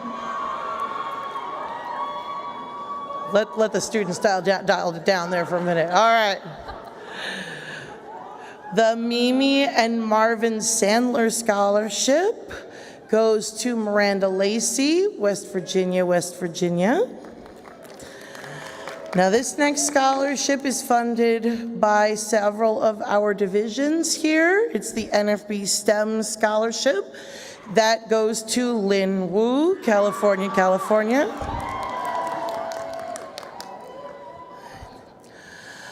The next one is one that's very near and dear to the hearts of the scholarship committee. This is our Adrian Ash Memorial Scholarship. You heard earlier in the video that Dr. Adrian Ash was a consummate scholar and a longtime serving member of the committee. And this year it's our privilege to award this scholarship to Colin Wong, Washington, Washington.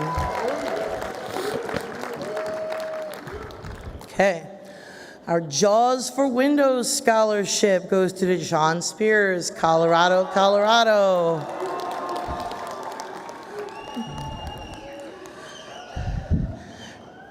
Now, if you've been following this for a while, maybe, I don't know, can you make scholarship brackets? Maybe, I don't know. But if you've been following this for a while, you know that for quite some time now, we've had 2 Oracle scholarships. This year we have 1. It is the Oracle Scholarship for Excellence in a STEM Field, and that goes to Sam Morgan, Colorado, Massachusetts.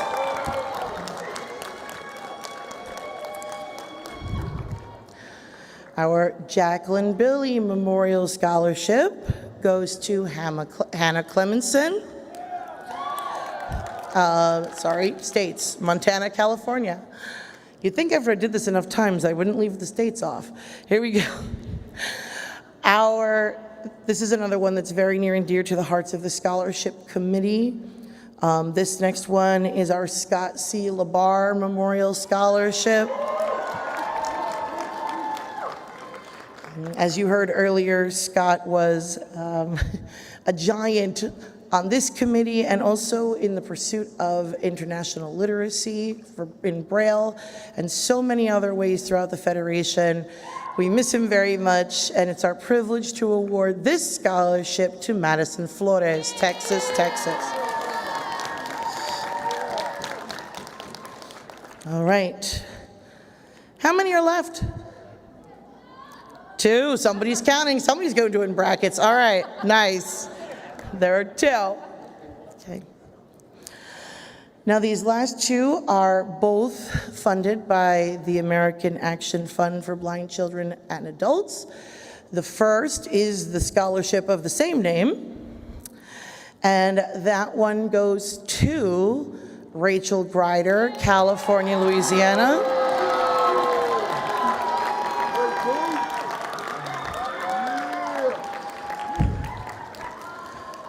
How many are left? These are the kind of questions, those of you who've known me for a while, you know I'm an elementary school teacher, right? So you gotta check in and make sure you're paying attention. There is 1 scholarship remaining. This is our Kenneth Jernigan Memorial Scholarship. Kenneth Jernigan, Dr. Kenneth Jernigan was the longest serving president of our organization.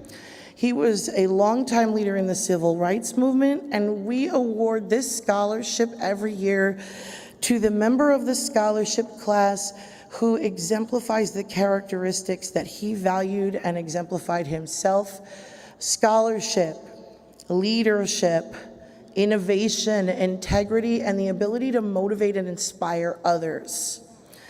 This is our most prestigious award, and it is my privilege this year to give this scholarship and an opportunity to address all of you to Telma Gonzalez Santana, Puerto Rico, Puerto Rico.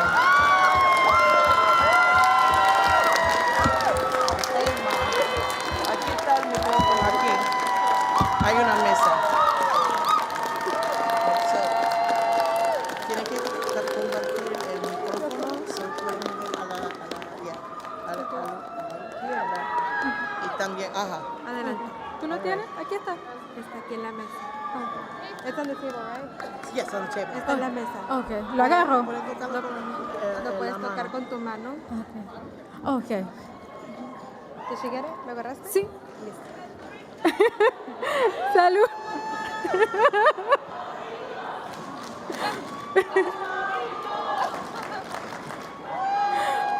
Muy buenas noches a todos. Es un honor que me hayan otorgado esta beca, sobre todo de la de Kenneth Jernigan. A ver, ¿lo tienes? Good evening, everyone. It's a great honor that you all have given me this scholarship, the Kenneth Jernigan Scholarship. Muchas gracias al señor presidente, sobre todo también a los patrocinadores y a la Junta, al comité de becas. Thank you, Mr. President. Also, thank you to all the sponsors, the board, and the scholarship committee. Quiero también agradecer a todos mis compañeros, porque de verdad que esta clase 2024 ha sido lo máximo. I also want to thank my fellow scholarship class members because this has been a wonderful year. Quiero que sepan que los sueños se hacen realidad. Yo soy hispana, inmigrante. I want you to know that dreams do come true. I am Hispanic and I am a migrant.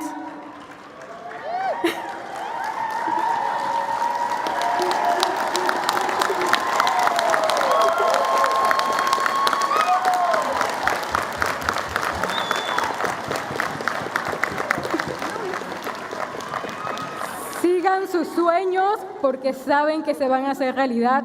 Estamos en la mejor organización que lucha por nuestros valores. Follow your dreams. You know they will come true. We are in the best organization that follows our values. Recuerden que la ceguera solamente es una característica y que todo lo podemos lograr. Solamente tienen que dar el primer paso. Remember that blindness is only a characteristic, and that we can achieve our goals, that we only have to take the first step. Gracias nuevamente, un aplauso para todos y sobre todo para mis compañeros de esta clase. Thank you once again, and a round of applause for everyone, especially my fellow scholarship class members.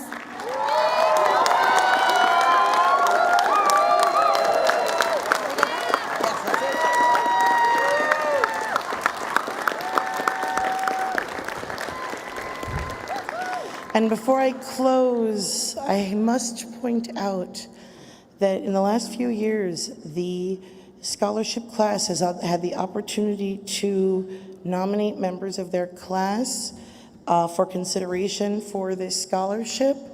They make those nominations, the scholarship committee considers them, decisions are made, but thanks to her scholarship class and to everyone who's been a part of this week, making their scholarship experience what it has been. This concludes my presentation of the 2024 scholarship class.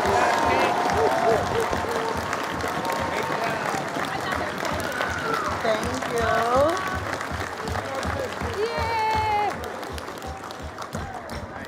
Excellent. Thank you, Kate. Let's have another round of applause for our fabulous chair in our scholarship class for 2024.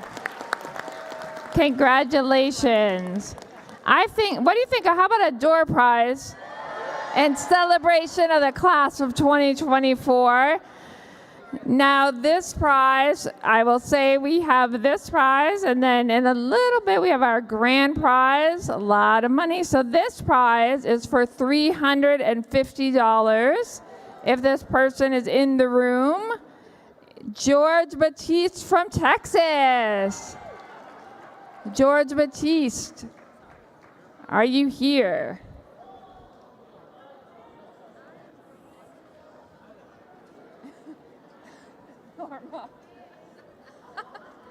George Batiste, do we have you? Norma Crosby is here from Texas, she says. George Batiste, going once.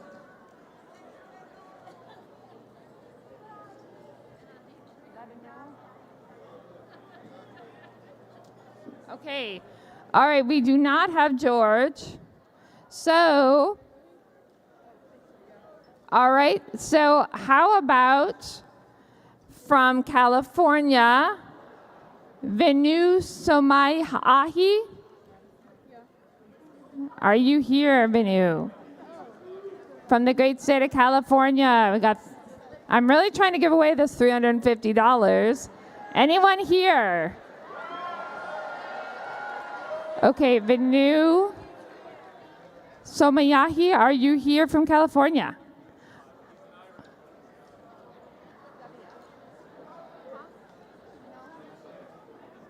Okay, not here. How about from Alabama, Donovan Batel from Alabama. Donovan Batel.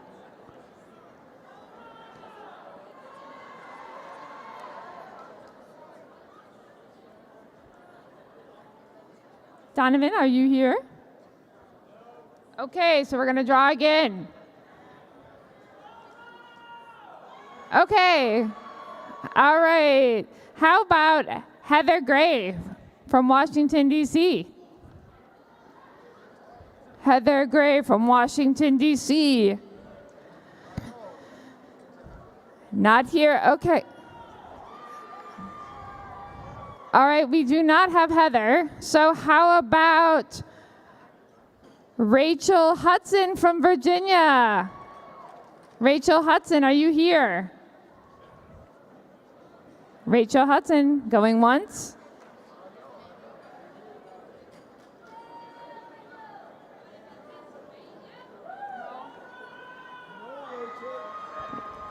Okay, we do not find Rachel Hudson. Okay. All right, I'm sure this person is here. John Bergen from Baltimore, Maryland. I mean, talk about lucky, John Bergen. He is. Congratulations, very awesome. Okay, so hasn't this been an awesome 2024 convention?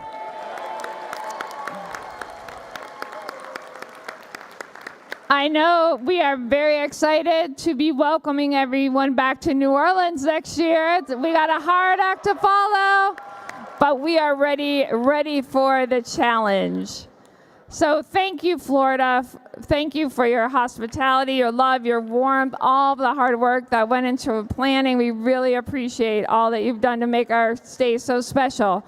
Now, I have the grand prize here that we're going to be drawing for, and then we have some special remarks from President Riccobono. So, but remember, we want to keep the enthusiasm, the excitement that we feel by being here together in person and with those joining us virtually. Keep it alive. Take it home with us, bring it back home, and share it to build the National Federation of the Blind. So our Florida affiliate, we have a grand prize. I'm also going to give away our final virtual door prize. Thank you, everyone. Thanks who's helping with our virtual door prize winners as well. So for $100, and the code word is scholarship in honor of our fabulous winners. We have Misty Kinazinski from Indiana, Joanne Jordan from New Hampshire, and Peggy Hayes from New Mexico. So you win $100 if you email prize@nfb.org, and again, the code word is scholarship. Okay, everybody ready? We got a grand prize. I also want to celebrate our teachers of tomorrow that are here with us tonight. Again, we're so happy to celebrate our teachers. I want to also mention that if you have been using listening devices, please make sure to return them outside of door A when you exit the banquet. Now, our Florida affiliate I'm very excited to present our grand prize. And then remember, President Riccobono has a few closing thoughts. This prize is $2,024. Okay, anybody ready for that money? Remember, you got to be here to win. Okay, so if this person is here, they are from Oregon, and their name is Daniel Turnbull.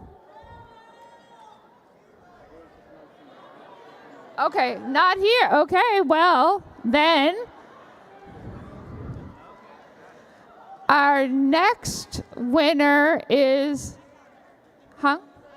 Oh, you found him? He's here?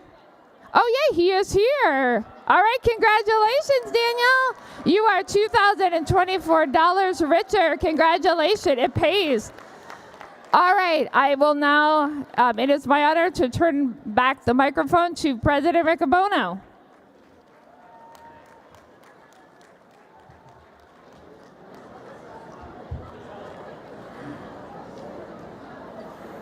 Oh, what a great convention.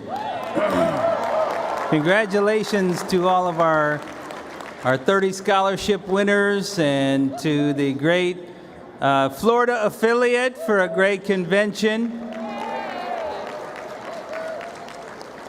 I do want to tell you real quickly that we ended up with North Carolina in 10th place with 87 people, South Carolina 9 with 90. We had New York in 8th place, 101 people. Louisiana, 104. We had Colorado and California tied at 116. And we had Arizona and Texas tied at 122. So I think there's going to have to be some competition next year. Maryland, 199. Maryland, 199. And second place, Florida, congratulations, 244 people. Total registered in person, 2,590 individuals. 655 people registered for our virtual experience. What an amazing convention. Thank you to all of our staff, to our Federation staff. Thank you very much. Yeah, absolutely. Come on, you can do better than that for our Federation staff. To all of our convention ambassadors who volunteered time, to those of you who volunteered at the Independence Market or at the registration line. Thank you for making this, I think, our best convention ever, right? And I do hope you're planning to come and planning to bring 2 people with you to our next New Orleans convention. Right? So to close out this convention, I have one more request for all of you.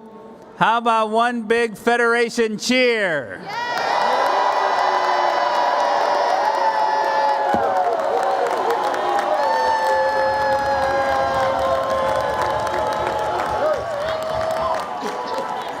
All right, remember to return your listening devices outside the ballroom. We will stand adjourned until New Orleans.